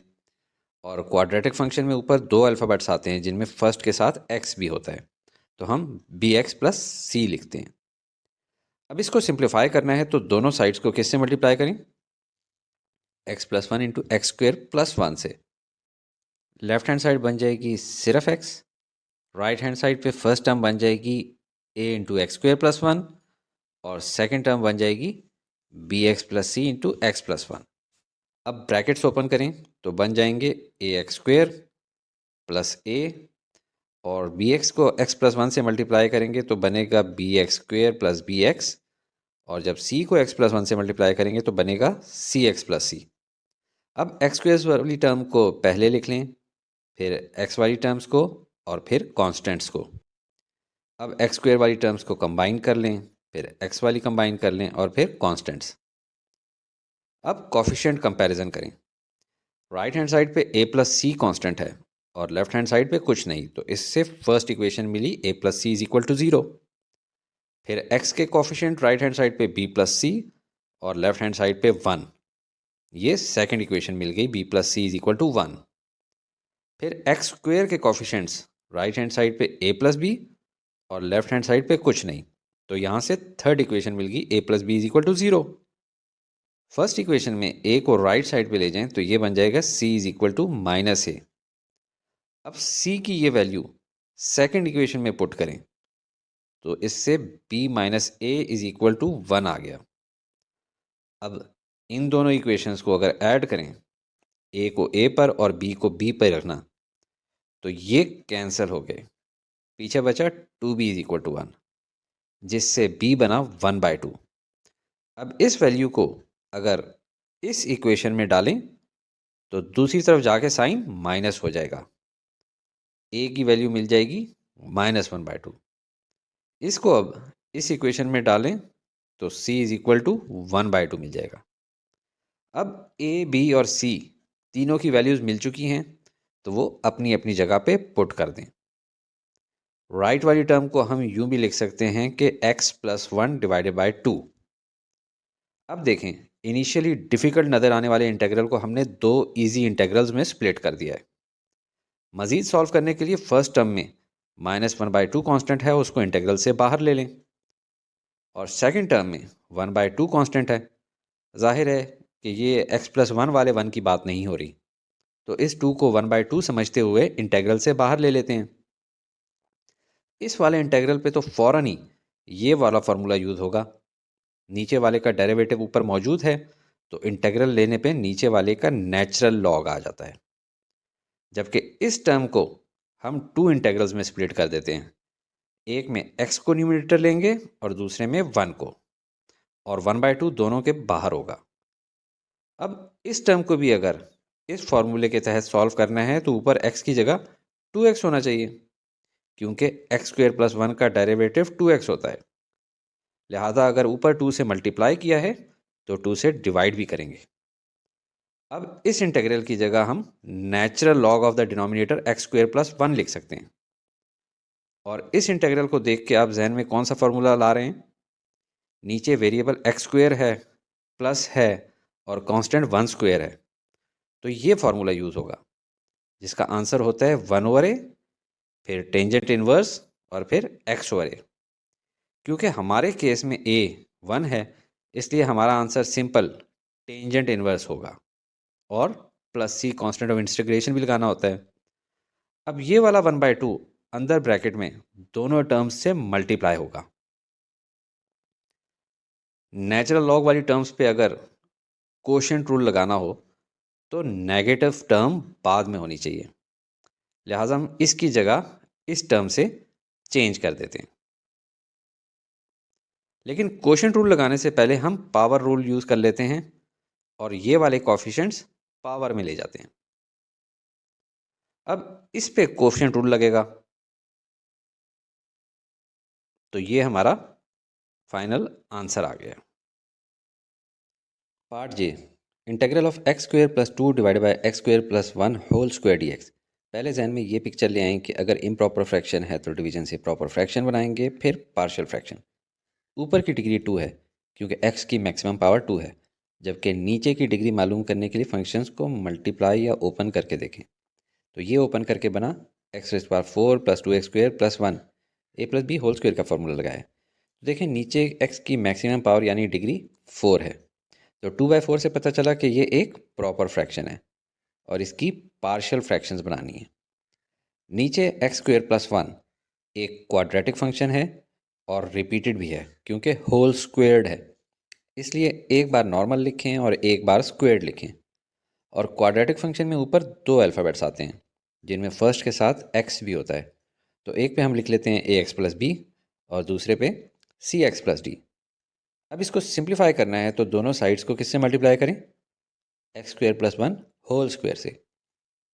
लेफ्ट हैंड साइड बन जाएगी सिर्फ x² + 2, जबकि राइट हैंड साइड पे फर्स्ट टर्म बन जाएगी ax + b multiply by x² + 1, और सेकंड टर्म बन जाएगी सिर्फ cx + d। अब ब्रैकेट्स ओपन करें तो पहले ax को ax² + 1 से मल्टीप्लाई करें तो बन जाएंगे ax³ + ax, और फिर b को x² + 1 से मल्टीप्लाई करें तो बनेगा bx² + b, और finally cx + d right side पे एज इट इज़। अब x³ वाली टर्म्स को पहले लिख लें, x² वाली को उसके बाद, x वाली उसके बाद, और फिर कॉन्स्टेंट्स। अब x³ वाली को एक ही टर्म बना लें, एक ही टर्म है, x² की भी एक ही टर्म है, x वाली टर्म्स को कंबाइन कर लें और कॉन्स्टेंट्स को भी कंबाइन कर लें।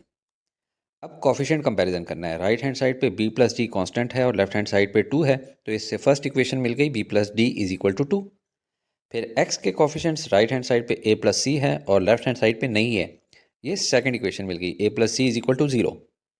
फिर x² का कॉफिशिएंट राइट हैंड साइड पे b और लेफ्ट हैंड साइड पे 1 है, इससे थर्ड इक्वेशन मिल गई b = 1। फिर x³ का कॉफिशिएंट देखें, राइट हैंड साइड पे a है और लेफ्ट हैंड साइड पे नहीं है, तो ये फोर्थ इक्वेशन मिल गई a = 0। अब सेकंड इक्वेशन में a की वैल्यू डाल दें, इससे c की वैल्यू मिल जाएगी 0। फर्स्ट इक्वेशन में b की वैल्यू डाल दें तो इससे हमें d की वैल्यू मिल जाएगी 2 - 1 यानी कि 1। अब a b c d सब की वैल्यूज मिल गई हैं तो पुट कर दें, देखें, ज़ीरो एक्स वाली टर्म्स के साथ मल्टीप्लाई हो रहा तो वो ख़त्म हो जाएगा, सिर्फ ऊपर वन और वन ही बचेगा, जो कि अब ज़्यादा क्लियर नज़र आ रहा है कि न्यूमरेटर में से एक्स वाली टर्म्स ख़त्म हो जाएंगी। अब ये हमारे पास पार्शियल फ्रैक्शन आ चुकी है, तो इनिशियली जो डिफ़िकल्ट इंटीग्रल नज़र आ रहा था, इसको हमने दो इजी इंटीग्रल्स में स्प्लिट कर दिया है। इस इंटीग्रल को तो देखते ही आपको ये फार्मूला ज़हन में आना चाहिए। हमारे पास ए की जगह वन है और वन को लिखा नहीं जाता, इसलिए हमारा आंसर सिर्फ टेंजेंट इनवर्स एक्स बनेगा। अब इंटीग्रेशन की दुनिया की एक कन्फ्यूजन देख रहे हैं आप। इस शेप को याद रखें। इसको अगर दोबारा पार्शियल फ्रैक्शंस से सॉल्व करें तो ए, बी और सी की वैल्यू ज़ीरो आ जाती है और डी की वैल्यू वन, और इस वजह से रिज़ल्ट फिर से one over x square plus one whole square ही आ जाएगा। लिहाजा इस टर्म पे दोबारा पार्शियल फ्रैक्शंस लगाने की गलती नहीं करनी। लेकिन एग्ज़ाम में इतना टाइम थोड़ी होता है कि बंदा एक दफ़ा गलती करके वापस आए। लिहाजा इन दोनों इंटेग्रल्स की शेप को जहन में रखें। पहले इंटेग्रल में नीचे एक्स स्क्वेयर प्लस वन है, जबकि दूसरे में x square plus one whole square है। यहीं पे आपको इनकी शेप्स और इनकी डिफरेंट वेरिएशंस जहन नशीन करवा दूं ताकि पूरी ज़िंदगी भूले नहीं। सिर्फ डिनोमिनेटर की होल पावर का फ़र्क है इनमें। लेफ्ट हैंड साइड वाली टर्म का इंटेग्रल होगा टेंजेंट इनवर्स एक्स, और अगर नीचे वन प्लस एक्स स्क्वेयर होता तब भी इंटेग्रल टेंजेंट इनवर्स होता। लेकिन अगर वन माइनस एक्स स्क्वेयर होता तो इंटेग्रल होता साइन इनवर्स एक्स, और अगर नीचे एक्स स्क्वेयर माइनस वन हो तो इंटेग्रल होगा सीकेंट इनवर्स एक्स। मैं सिंपलेस्ट फॉर्म करवा रहा हूँ, जबकि वेरिएबल सिर्फ x है और कांस्टेंट सिर्फ वन। अगर वेरिएबल में कुछ और भी हो और कांस्टेंट भी वन की जगह कुछ और हो तो इंटीग्रल लेने पे वन बाय कांस्टेंट और टेंजेंट इनवर्स के साथ वेरिएबल वाली टर्म ओवर कांस्टेंट होगा, और बाकी तमाम टाइप्स भी अकॉर्डिंगली मॉडिफाई हो जाएंगी। पर अभी हम सिंपलेस्ट फॉर्म कर रहे हैं, x और वन तक ही अपने आप को महदूद रखते हैं। राइट साइड पे मौजूद इंटीग्रल बाकी तो वही लेफ्ट वाला है, सिर्फ डिनोमिनेटर की होल पावर का फ़र्क है। ये पावर वन बाई टू भी हो सकती है और माइनस वन बाई टू भी। जाहिर है माइनस वन बाई टू को अगर ऊपर लेके जाएंगे तो power plus one by two हो जाएगी, और इन whole power one by two को हम स्क्वेयर रूट भी लिख सकते हैं। अब इस तरह की टर्म्स में हमने इंटीग्रल लेते वक्त ट्रिग्नोमेट्रिक सब्सटीट्यूशन करनी होती है। ये तीनों एक्स स्क्वेयर प्लस वन की शेप हैं, जिनको वन प्लस एक्स स्क्वेयर भी लिख सकते हैं। इनकी ट्रिक सब्सटीट्यूशन करेंगे x is equal to one tangent theta. One इसलिए लिख रहा हूँ ताकि आपको जहन में याद रहे कि किसी और टर्म का स्क्वायर भी हो सकता था वन स्क्वायर की जगह पे। अब देखें, अगर one minus x square whole power की शेप हो तो हम ट्रिक सब्सटीट्यूशन करेंगे x is equal to one sine theta, और अगर x square minus one whole power की शेप हो तो ट्रिक सब्सटीट्यूशन करेंगे x is equal to one secant theta. उम्मीद है एक्स स्क्वेयर प्लस वन के इंटेग्रल्स डायरेक्टली लेने के तरीका और x square plus one whole powered के इंटेग्रल्स का ट्रिक सब्सटीट्यूशन के साथ निकालने के लिए शेप तो आपको याद हो गई होगी। इसको मज़ीद आसानी से कैसे याद किया जा सकता है, इस पर मेरी एक डिटेल्ड वीडियो है जिसका लिंक डिस्क्रिप्शन में है, वो आप देख सकते हैं। चलें फ़िलहाल वापस चलते हैं क्वेश्चन की तरफ। अब इस राइट वाली टर्म का इंटीग्रल लेना है तो हम ट्रिक सब्सटीट्यूशन करेंगे x is equal to one tangent theta, जिसको x is equal to tangent theta लिखेंगे, और डेरिवेटिव लें विद रिस्पेक्ट टू थीटा तो लेफ्ट साइड बन जाएगी dx बाई डी थीटा और राइट हैंड साइड बनेगी derivative of tangent theta with respect to theta, और टेंजेंट थीटा का डेरिवेटिव होता है सीकेंड स्क्वायर थीटा।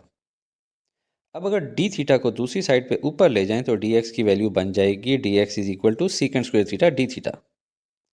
अब x की जगह टेंजेंट थीटा और dx की जगह सीकेंड square theta d theta put कर दें।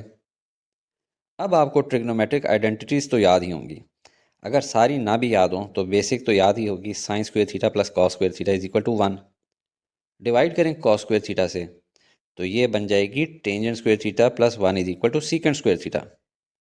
तो नीचे वाले tangent square theta plus one को सीकेंड स्क्वायर थीटा से रिप्लेस कर देते हैं।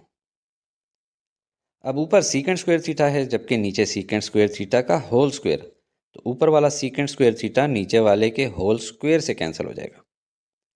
बाकी बच जाएगा सिर्फ integral of one over सीकेंड square theta, और वन ओवर सीकेंड थीटा का इन्वर्स होता है कॉस थीटा, तो फिर वन ओवर सीकेंड स्क्वायर थीटा का इन्वर्स होगा कॉस स्क्वायर थीटा। अब इस कॉस स्क्वायर थीटा की जगह फ़ौरन ही कुछ टीचर्स ये फार्मूला लिख देंगे और ओपन करके सॉल्व करना शुरू कर देंगे और स्टूडेंट को समझ ही नहीं आएगी कि ये कहाँ से आए हैं। और अगर रट्टा लगा भी लें और पेपर में भूल जाएं तो कैसे इसको डिराइव कर लें। तो इसको समझ लें। आपने ये फार्मूलाज पढ़े हुए हैं। Sine of alpha plus beta का फार्मूला क्या है? Sine alpha cos beta plus cos alpha sine beta. इसी तरह cos of alpha plus beta का फार्मूला क्या है? Cos alpha cos beta minus sine alpha sine beta. ये वाले फार्मूले याद रखना आसान है, फर्स्ट ईयर में अक्सर स्टूडेंट्स ने याद भी किए हुए हैं। अगर कॉस अल्फ़ा प्लस बीटा की जगह कॉस थीटा प्लस थीटा लिखें तो ये ओपन होकर cos theta minus sine theta बन जाएगा। और फर्दर कॉस टू थीटा और राइट हैंड साइड पे cos square theta minus sign square theta. हमें क्योंकि सब कुछ कॉस की शक्ल में चाहिए, लिहाजा हम साइन स्क्वायर थीटा की जगह देखते हैं कि ट्रिग्नोमेट्रिक आइडेंटिटी से क्या निकाल सकते हैं। कॉस स्क्वायर थीटा को दूसरी साइड पे ले जाएं तो अब हम साइन स्क्वायर थीटा की जगह 1 माइनस कॉस स्क्वायर थीटा लिख सकते हैं। माइनस साइन को अंदर लेकर जाएं तो साइंस चेंज हो जाएंगे। राइट साइड पे 2 कॉस स्क्वायर थीटा हैं, इनको ऐड करें। अब -1 को दूसरी साइड पे ले जाएं तो +1 हो जाएगा। अब इस 2 को दूसरी साइड पे ले जाएंगे तो ये दोनों के नीचे डिवाइड होगा। तो ये वही मेथड है जिससे कॉस स्क्वायर थीटा की जगह हम 1 plus cos 2 theta divide by 2 लिख सकते हैं। और अब आपको उम्मीद है इसको याद भी हो जाना चाहिए। चलें फर्दर इसको सॉल्व करते हैं और थोड़ा ऊपर करके लिख लेता हूँ। अब 1 प्लस कॉस 2 थीटा को 2 पार्ट्स में स्प्लिट कर दें, 1/2 और कॉस 2 थीटा ओवर 2। दोनों में 1/2 कांस्टेंट है, इनको इंटीग्रल से बाहर निकाल लें। अब दूसरी टर्म में इंटीग्रल और डेरिवेटिव साइन कैंसिल हो गए तो बच गया 1/2 थीटा। थर्ड टर्म का +1/2 तो एज इट इज़ उतर आया। अब cos 2 थीटा का इंटीग्रल लेना है। देखें cos का डेरिवेटिव माइनस साइन होता है, लेकिन सिर्फ थीटा नहीं कुछ और भी है तो उसके डेरिवेटिव से मल्टीप्लाई भी करेंगे। 2 थीटा का डेरिवेटिव 2 होता है। cos का डेरिवेटिव माइनस साइन था, पर जब cos का इंटीग्रल लेंगे तो वो पॉजिटिव होता है। लेकिन सिर्फ थीटा नहीं कुछ और भी है तो उसके डेरिवेटिव से मल्टीप्लाई नहीं बल्कि डिवाइड करेंगे। नीचे वाले 2 आपस में मल्टीप्लाई होकर 4 बना देंगे। पर हमें तो आंसर थीटा में नहीं बल्कि एक्स में चाहिए। पर अभी आपको स्क्रीन पे तो नज़र नहीं आ रहा, पेज पे ऊपर सॉल्व करते वक्त आपको नज़र आ रहा होगा कि ऊपर हमने इस टर्म में एक्स की जगह टेंजेंट थीटा को सब्सटीट्यूट किया था। यहाँ से हम थीटा की वैल्यू निकाल सकते हैं टेंजेंट इनवर्स एक्स, और थीटा की ये वैल्यू यहाँ पुट कर दें। अब ये 1 कंप्लीट टेंजेंट इनवर्स एक्स और 1 हाफ टेंजेंट इनवर्स एक्स मिलकर 3/2 टेंजेंट इनवर्स एक्स बन गए। और constant of integration +c miss नहीं करना। तो ये हमारा आंसर है। Question number 2, the rate at which the body eliminates a drug in millilitre per hour is given by. ये इसकी इक्वेशन है। देखते ही पता चल रहा है और लफ्ज़ रेट से भी पता चल रहा है कि ये डेरिवेटिव फंक्शन है, यानी change in rate, where t is the number of hours since the drug was administered. If r of 0 is equal to 0 is the current drug elimination, how much of the drug is eliminated during the first hour after it was administered and the fourth hour after it was administered. यानी जिस्म में दवाई डाली गई तो start में तो सारी ही जिस्म में थी, यानी 0 एलिमिनेट हुई थी। अच्छा, शुरू में चूंकि दवाई ज़्यादा है इसलिए क्विकली बॉडी में मिक्स होती है, एलिमिनेट होती है। फिर स्पीड स्लो हो जाएगी, रेट ऑफ एलिमिनेशन कम हो जाएगा। इस इक्वेशन का ग्राफ देखें तो उससे भी यही नज़र आ रहा है कि शुरू में रेट कितना है, यहाँ पे ज़्यादा है। यहाँ पे देखें इस पॉइंट पे रेट और भी ज़्यादा है, यहाँ पे देखें रेट और भी ज़्यादा है। जब दवाई थोड़ी सी घुल जाती है इंसानी जिस्म में तो आहिस्ता आहिस्ता रेट कम होना शुरू हो जाता है। हमने रेट नहीं बल्कि टोटल एलिमिनेशन मालूम करनी है, यानी इसको इंटीग्रेट करके सम करना है। R0 = 0 हमें गिवन है। ब्राउन लाइन को देखें कि टोटल ड्रग 0 टाइम पे एलिमिनेट नहीं हुई, ये तो शुरुआत है। फर्स्ट आवर में मालूम करनी है कि कितनी ड्रग एलिमिनेट हुई, तो R1 में से माइनस कर देंगे R0 को। फिर फोर्थ आवर में कितनी एलिमिनेट हुई है, यानी R4 में से माइनस कर देंगे R3 को। तो वंस अगेन देखें हमें डेरिवेटिव फंक्शन गिवन है जो कि ग्राफ में ब्लू से शो हो रहा है। चलें अब क्वेश्चन सॉल्व करते हैं। इस इक्वेशन में एक छोटी सी मिस्टेक भी है कि टॉप लेफ्ट पे डी नहीं लिखा हुआ। जैसे ये एग्जांपल देखें, y is a function of x, y को हम f ऑफ x भी लिख सकते हैं, और rate of change of y with respect to x को हम लिखते हैं dy/dx।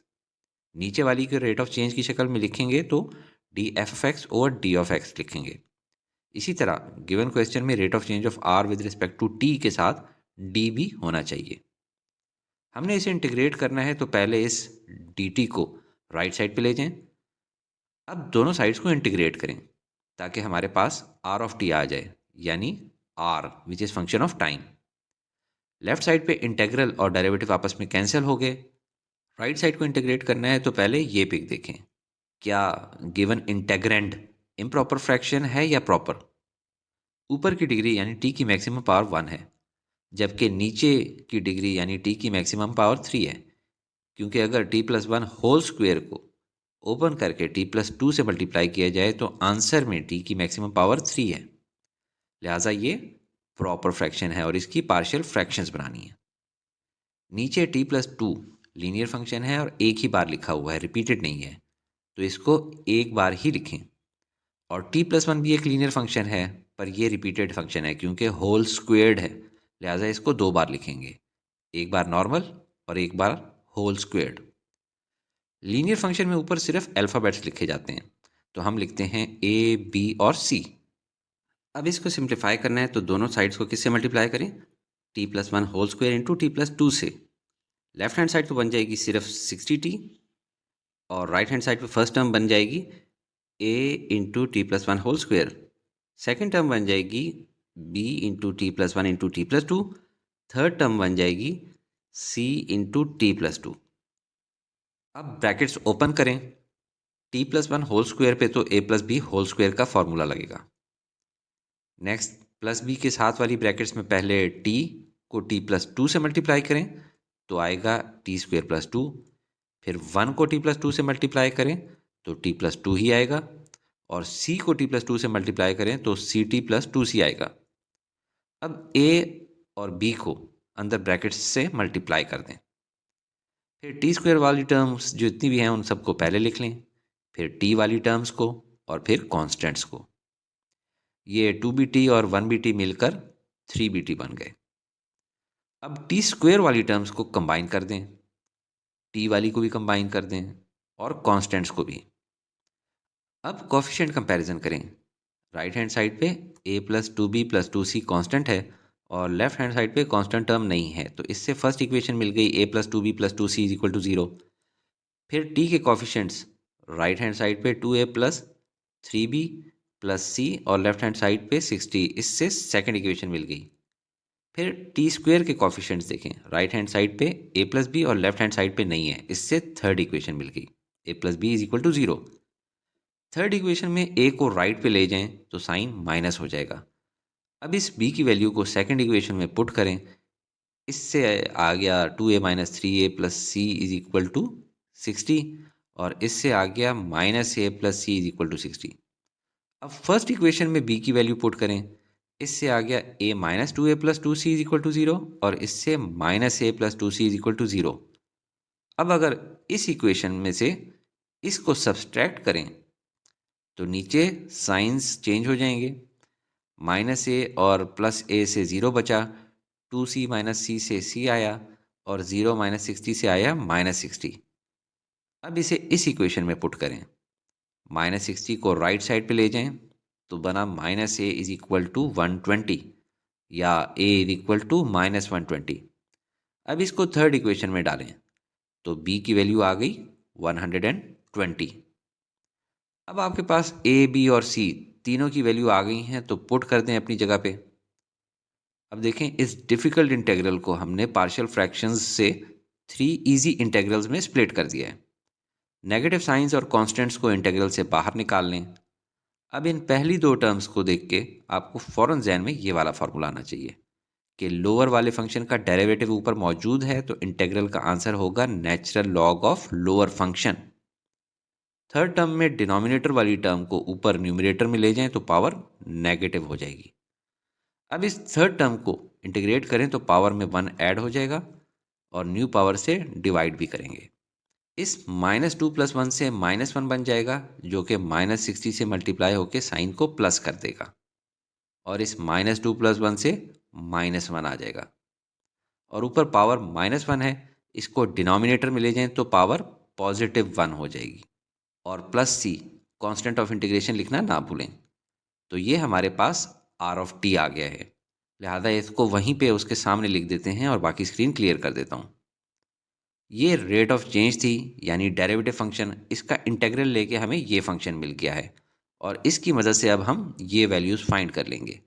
सबसे पहले प्लस सी की वैल्यू फाइंड करते हैं। उसके लिए आर ज़ीरो हमें मालूम है कि उसकी वैल्यू ज़ीरो है, यानी इस इक्वेशन में t is equal to zero put करना है। आर ज़ीरो की वैल्यू हमें गिवन है zero, -120 as it is. Natural log of 2 calculator से निकालें तो 0.69314, plus 120 as it is. Natural log of 1 calculator से निकालें, यह ज़ुबानी बहुत आसान है, ज़ीरो। 60 डिवाइडेड बाई 1 60 और प्लस सी, ये टर्म तो ज़ीरो बन जाएगी। बाकी फर्स्ट टर्म मल्टीप्लाई होकर बनी -83.177 और plus 60 plus C as it is, ये बन गया -23.177 प्लस सी, और इससे सी की वैल्यू आ गई 23.177। ये अब अपनी जगह पे डाल दें। अब आर ऑफ 1 फाइंड करना है, यानी इस इक्वेशन में टी की वैल्यू 1 पुट करना है। -120 एज इट इज़ आ गया। नेचुरल लॉग ऑफ 3 कैलकुलेटर से निकाला 1.0986, plus 120 as it is. Natural log of 2 calculator से निकालें तो 0.69314 आ गया। 60 डिवाइड बाई 2 से 30 और प्लस 23.177। फर्स्ट टर्म मल्टीप्लाई होकर बनी -131.833 और सेकंड टर्म मल्टीप्लाई होकर बनी प्लस 83.177 और लास्ट टू ऐड होकर 53.177। इन तीनों को ऐड करके वैल्यू आ गई 4.521। ये भी अब अपनी जगह पे लिख लें। अब आर ऑफ 3 फाइंड करना है, यानी इस इक्वेशन में टी की वैल्यू 3 पुट करनी है। -120 as it is. Natural log of 5 calculator से निकालें तो 1.6094, plus 120 as it is. Natural log of 4 calculator से निकालें 1.386 आ जाएगी। 60 डिवाइडेड बाई 4 से 15 मिलेगा, प्लस 23.177। फर्स्ट टर्म मल्टीप्लाई होकर आ जाएगी -193.13, सेकेंड टर्म मल्टीप्लाई होकर बनी प्लस 166.355 और लास्ट टू ऐड होकर 38.177। इन तीनों को ऐड करके वैल्यू आ गई 11.39। ये भी अब अपनी जगह पे लिख लें। अब आर ऑफ 4 फाइंड करना है, यानी इस इक्वेशन में टी की वैल्यू 4 पुट करनी है। तो देखिए -120 as it is. Natural log of 6 calculator से निकालें 1.7917, plus 120 as it is. Natural log of 5 calculator से निकालें तो 1.6094, 60 डिवाइडेड बाई 5 12 और प्लस 23.177। फर्स्ट टर्म मल्टीप्लाई होकर बनी -215.004 और सेकंड टर्म मल्टीप्लाई होकर बनी प्लस 193.13 और लास्ट टू ऐड होकर बन जाएंगी 35.177। इन तीनों टर्म्स को ऐड करके वैल्यू आ गई 13.03। ये भी अब अपनी जगह पे लिख लें। अब क्वेश्चन की स्टेटमेंट को दोबारा देखें। Drug eliminated during first hour, यानी R1, क्योंकि R0 तो ज़ीरो था, तो फर्स्ट आवर में ड्रग एलिमिनेटेड है 4.521 मिलीलीटर। अब फोर्थ आवर में कितना ड्रग एलिमिनेट हुआ है, इसके लिए R4 माइनस R3 करेंगे, जो कि बनता है 1.913 मिलीलीटर। अब वो ग्राफ देखें जो हमने प्लॉट किया था। फर्स्ट आवर में तो ऑब्वियस है, वही 4.5 लिखा हुआ है, जबकि फोर्थ आवर में दोनों का डिफरेंस लें, 13.29 का और 11.39 का, तो अप्रॉक्सीमेटली वही आंसर आ रहा है जो हमारा हैंड टाइप्ड कैलकुलेशन से आया है। उम्मीद है क्वेश्चन सॉल्विंग के अलावा कॉन्सेप्ट भी क्लियर हो गया होगा। Question number 3. The rate of change of the voting population of a city with respect to time t in years is estimated to be, ये इसकी इक्वेशन है। देखते ही पता चल रहा है और लफ्ज़ रेट से भी पता चल रहा है कि ये डेरिवेटिव है, यानी change in rate, where n of t is in thousands. If n of 0 is the current voting population, then how much will this population increase during the next 3 years? जाहिर है n of 0 is equal to 0 नहीं होगा, क्योंकि आबादी होगी तो उससे आगे मज़ीद वोटिंग पॉपुलेशन बढ़ेगी। यानी इस इक्वेशन का इंटीग्रल लेने पे जो इक्वेशन आएगी उसका ग्राफ ड्रॉ करने पे वो ज़ीरो से स्टार्ट नहीं होगा। ये एक ट्रिकी पार्ट है, क्योंकि n of 0 is equal to 0 नहीं है और बताया भी नहीं गया। कुछ टीचर c निकालने के लिए गलती करेंगे और इसको 0 पुट करेंगे और आपके सारे कॉन्सेप्चुअल क्वेश्चंस के मार्क कट जाएंगे, क्योंकि c फाइंड करना ही नहीं है और कुछ ना कुछ वोटिंग पॉपुलेशन तो होगी स्टार्ट में। इसलिए n ऑफ ज़ीरो को ज़ीरो नहीं लिखा जा सकता और c तो सिर्फ एक कांस्टेंट नंबर है। आप देखेंगे कि उसकी वैल्यू निकाले बगैर भी हम करेक्ट आंसर निकाल लेंगे। जब इंटेग्रल में दो पॉइंट्स का डिफरेंस लेंगे तो वो कैंसिल हो जाएंगे। चलें गिवन फंक्शन और बाद में जो इंटीग्रेटेड फंक्शन आएगा उसका ग्राफ दिखाता हूँ एडवांस में। ये हमारे पास गिवन डेरिवेटिव फंक्शन है। अब इसके अंदर जो छोटे छोटे पतले रेक्टेंगल्स होते हैं वर्टिकल लाइंस वो मैं ड्रॉ करना शुरू कर देता हूँ। यहाँ से देखें, पहला, दूसरा, तीसरा, चौथा। मैं तो फिर भी थोड़े चौड़े चौड़े बना रहा हूँ, असल में तो इससे भी छोटे होते हैं। एंड सो ऑन पूरे करते करते पूरे का एरिया अंडर द कर्व। अब इसको जब कंबाइन करते हैं, इनका इंटेग्रल लेते हैं, तो जो इंटेग्रल फंक्शन का ग्राफ बनता है वो ऐसा बनता है। इसके इस पॉइंट को हम लोग लेबल कर लेते हैं। तो यह आ गया जब टाइम ज़ीरो है, स्टार्ट हो रहा है, जब अभी हम लोगों ने कैलकुलेट कर रहे हैं, तो ये -50 पॉपुलेशन को दिखा रहा है। लेकिन पॉपुलेशन नेगेटिव तो नहीं हो सकती, क्यों? क्योंकि साथ में प्लस सी कांस्टेंट भी होता है। वो प्लस सी की वैल्यू यकीनन कोई +50 से ज़्यादा ही होगी। 3 साल बाद जो है वो वोटिंग पॉपुलेशन के अंदर कितना डिफरेंस आया है ये मैयर करना है। तो इस पॉइंट को भी लेबल कर लें। तो 3 साल बाद देखें यहाँ पे -5, और रही बात है 1000 में होती है, तो -5000, -50 और -5। तो जब इसमें से ये माइनस करेंगे तो क्या हो जाएगा? -5 माइनस -50, यानी -5 + 50 हो जाएगा। तो वो बन जाएगा +45, यानी इंक्रीज़ कितने का हुआ है? 45,000 का इंक्रीज़ हुआ है वोटिंग पॉपुलेशन के अंदर। अब चलते हैं और जो हमें डेरिवेटिव इक्वेशन गिवन है उसको हम लोग इंटीग्रेट करते हैं। डेरिवेटिव इक्वेशन के नीचे जो dt है इसको हम दूसरी साइड पे ले जाते हैं और dn को हम dn ऑफ t लिख देते हैं, क्योंकि इंटीग्रेट करने पे जो n मिलेगा वो फंक्शन ऑफ टाइम होगा। अब दोनों साइड्स को इंटीग्रेट करें तो लेफ्ट साइड पे इंटीग्रल और डेरिवेटिव साइंस कैंसिल हो जाएंगे, सिर्फ n ऑफ t बचेगा। अब राइट हैंड साइड को कैसे इंटीग्रेट करें? क्या पार्शियल फ्रैक्शन बनाएं? नहीं, ये गलती नहीं करनी, सिर्फ टाइम ज़ाया होगा। मैं आपको क्वेश्चन 1 पार्ट जे में ये चीज़ समझा चुका हूँ कि ऐसी टर्म के पार्शियल फ्रैक्शंस बनाने पे फिर से वही फ्रैक्शन आ जाती है, तो ज़्यादा ये तो नहीं करना। तो अब करना क्या है? क्या हम यू सब्सटीट्यूशन कर सकते हैं? हाँ, क्योंकि अगर नीचे 1 + t² को यू सब्सटीट्यूट करें तो ऊपर उसका डेरिवेटिव यानी 2t मौजूद है, क्योंकि 100t को हम 50 × 2t लिख सकते हैं। तो चलें यू सब्सटीट्यूट कर देते हैं। 100 की जगह हम 50 × 2t लिखेंगे, पर 50 एज कांस्टेंट बाहर लिख लें। और अब देखें 2t dt। अगर हम इस इक्वेशन को रीअरेंज करें तो हम 2t dt की जगह du लिख सकते हैं। अब नीचे u² है उसको ऊपर ले जाएं तो पावर नेगेटिव हो गई। अब इसका इंटेग्रल लें तो पावर में 1 ऐड हो जाएगा और न्यू पावर से डिवाइड भी करेंगे। नीचे -2 + 1 से बन गया -1, तो वो हम यहाँ पे लिख लेते हैं। और u की पावर भी -1 हो गई, तो हम इसको पॉजिटिव बनाने के लिए u को डिनोमिनेटर में ले जाते हैं और u की जगह जो ओरिजिनल वैल्यू है 1 + t² उसको अब हम री सब्सटीट्यूट करेंगे और कांस्टेंट ऑफ इंटीग्रेशन +c लिखना ना भूलें। तो ये हमें मिल गया n ऑफ t। अब हमने n ऑफ 0 फाइंड करना है, तो इस इक्वेशन में t की जगह 0 पुट कर दें। फिर हम लोगों ने n ऑफ 3 फाइंड करना होगा, तो t की जगह 3 पुट कर देंगे। दोनों का जो डिफरेंस होगा वो इंक्रीज इन पॉपुलेशन होगा ड्यूरिंग दीज 3 ईयर्स। तो n ऑफ 0 को सिंप्लीफाई करें, -50/1 बना -50 + c, और n ऑफ 3 को सिंप्लीफाई करें तो -50/10 से बना -5 + c। अब दोनों का डिफरेंस लेना है, तो -5 + c minus in bracket -50 + c, इससे बना -5 + c +50 और -c। यहाँ पे +c और -c कैंसिल हो गए, तो 50 - 5 से बना 45 और आंसर थाउजेंड्स में है। तो increase in voting population during last 3 years हुई 45,000। यही ग्राफ में भी हमने देखा था कि इनिशियली -50, 3 साल बाद -5। तो इस -5000 पॉपुलेशन में से जब माइनस करेंगे -50,000 को, तो ये माइनस इंटू माइनस प्लस हो गया, तो ओवरऑल आंसर आ जाएगा 45,000। तो आपने देखा कि C की वैल्यू निकालने की ज़रूरत नहीं है और n ऑफ 0 को आपने 0 नहीं पुट करना। कॉन्सेप्चुअल क्वेश्चन के मार्क्स आपके यहीं पे कट जाएंगे।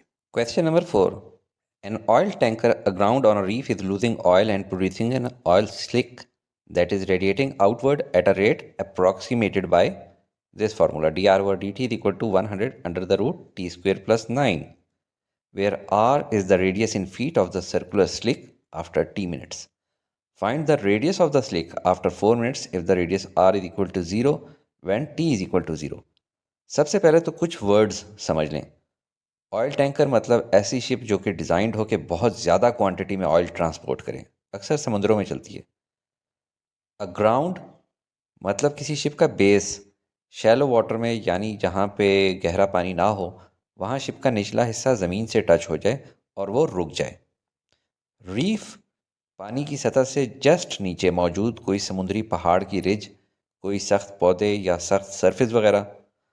और ऑयल स्लिक कहते हैं किसी भी लार्ज वाटर बॉडी के ऊपर ऑयल का लेयर. यानी हमारा ऑयल टैंकर किसी रीफ में टक्कर से पंक्चर हुआ, उसमें होल हुआ और लीक होना शुरू हो गया. गिवन इक्वेशन एक डेरिवेटिव इक्वेशन है जो कि लफ्ज़ रेट से भी पता चल रहा है. हमने रेडियस आर मालूम करना है तो ऑब्वियसली इस इक्वेशन का इंटेग्रल लेंगे, जिससे पहले हम इस नीचे वाले डी टी को राइट साइड पे ले जाते हैं और डी आर को हम डी आर ऑफ टी लिख लेते हैं, क्योंकि रेडियस आर जो है वो फंक्शन ऑफ टाइम है. वक्त गुजरने के साथ साथ radius of oil slick change हो रहा. अब दोनों साइड्स को इंटीग्रेट करें. लेफ्ट साइड पे इंटीग्रल और डेरिवेटिव साइन कैंसिल हो जाएंगे, सिर्फ आर ऑफ टी बचेगा. राइट हैंड साइड पे 100 कांस्टेंट है, उसको इंटीग्रल से बाहर लिख लें. अब इसको देखें. ये मैं आपको क्वेश्चन 1 पार्ट जे में बहुत डिटेल में समझा चुका हूँ कि ऐसी इक्वेशंस में वेरिएबल की जगह पे constant into tangent theta substitute करते हैं. तो अब इस इक्वेशन को हम इस शेप में लिख सकते हैं, क्योंकि 9 को हम 3 का स्क्वायर लिख सकते हैं और t को हम सब्स्टिट्यूट करेंगे 3 टेन थीटा. तो इक्वेशन ऐसी बन जाएगी. और इस इक्वेशन का डेरिवेटिव लेते हैं विद रिस्पेक्ट टू थीटा. तो लेफ्ट हैंड साइड बन जाएगी D T by d theta और राइट हैंड साइड बन जाएगी 3 into D by d theta of tangent theta. 3 बाहर रखा है क्योंकि कांस्टेंट है. अब आपको टेंजेंट थीटा का डेरिवेटिव याद होना चाहिए. सीकेंट स्क्वायर थीटा याद है ना. टेंजेंट और सीकेंट का चोली दामन का साथ होता है. इनका डिफरेंशियल लें, इंटीग्रल लें तो इन्हीं में से कुछ ना कुछ आता है. अगर कभी टेन का डेरिवेटिव भूल जाए तो इसको आप साइन ओवर कॉस्ट लिखकर कोशेंट रूल से सॉल्व करें. यानी low d high minus high d दो, square the bottom and here we go. तो पहले स्क्वायर द बॉटम कर लें. लो यानी lower term cos theta into derivative of high minus high into derivative of lower term. तो अब नीचे वाला तो एज इट इज आ गया, cos x as it is आ गया. डेरिवेटिव ऑफ साइन होता है cos x minus sine x as it is, और डेरिवेटिव ऑफ कॉस होता है माइनस साइन एक्स. अब नीचे वाला as it is cos x और कॉस एक्स मल्टीप्लाई होकर बन गया कॉस स्क्वायर एक्स, और ये माइनस माइनस साइन प्लस हो गया तो बन गया प्लस साइन स्क्वायर एक्स. तो ऊपर ट्रिग्नोमेट्रिक आइडेंटिटी है cos square x plus sine x square से बन गया 1, और इसको हम लोग लिख लेते हैं सीकेंट स्क्वायर एक्स. फिलहाल डी थीटा को दूसरी साइड पे ले जाएं. इससे हमारे पास डी टी की वैल्यू आ गई जो कि हमने अपने इंटेग्रल में पुट कर देनी है. अंडर द रूट के नीचे हम 3 स्क्वायर कॉमन ले लेते हैं और tangent square theta plus 1 trigonometric identity है, ये इक्वल है सीकेंट स्क्वायर थीटा के. अब नीचे मौजूद 3 का स्क्वायर और सीकेंट थीटा का स्क्वायर स्क्वायर रूट से कैंसिल हो जाएगा और सिर्फ एक एक ही रह जाएंगे.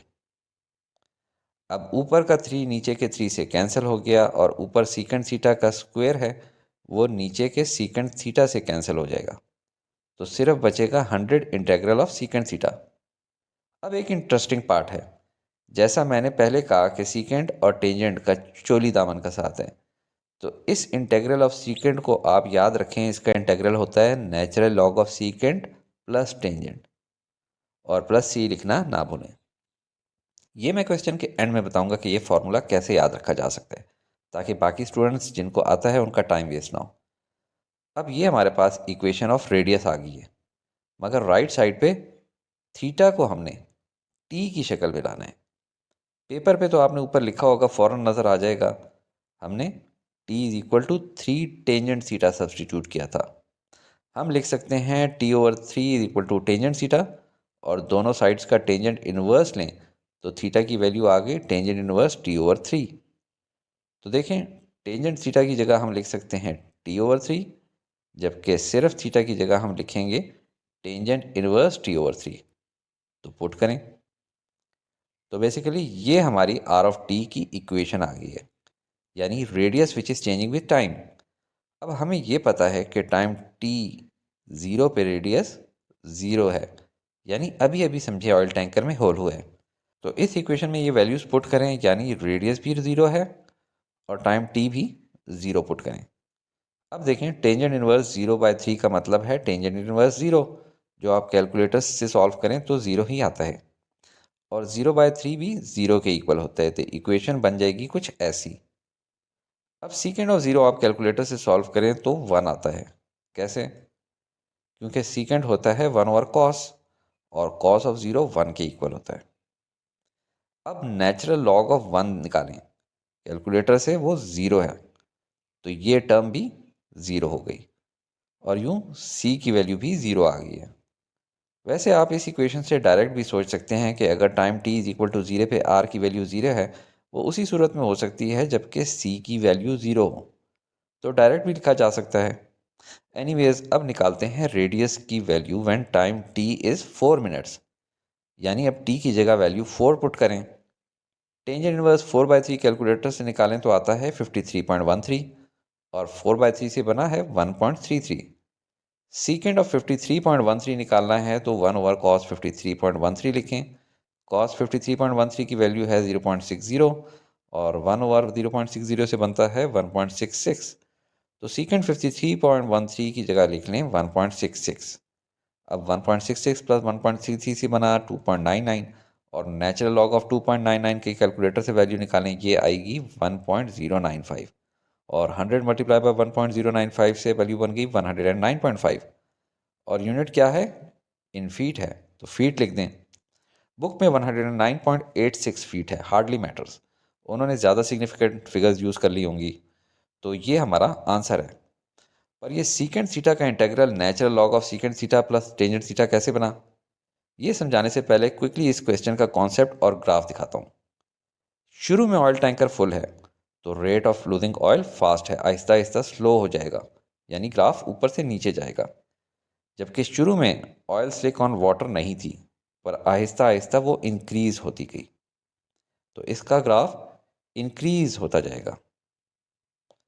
ड्रॉ करके देखें, रेट ऑफ लूजिंग ऑयल शुरू में 33.33 था, आहिस्ता आहिस्ता 4 मिनट बाद रिड्यूस होकर इसका रेट ऑफ ऑयल 20 रह गया, जबकि रेडियस ऑफ ऑयल स्लिक 0 से इंक्रीज हो के 4 मिनट बाद 109 फीट हो गया।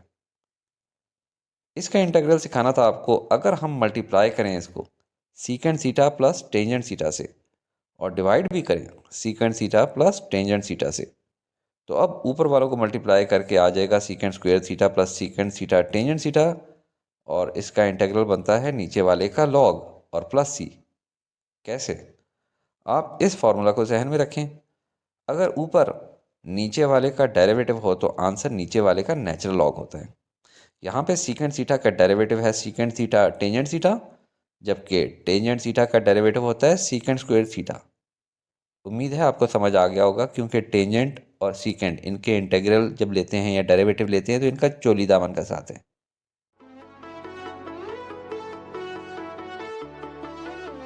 Study with me, a learning experience.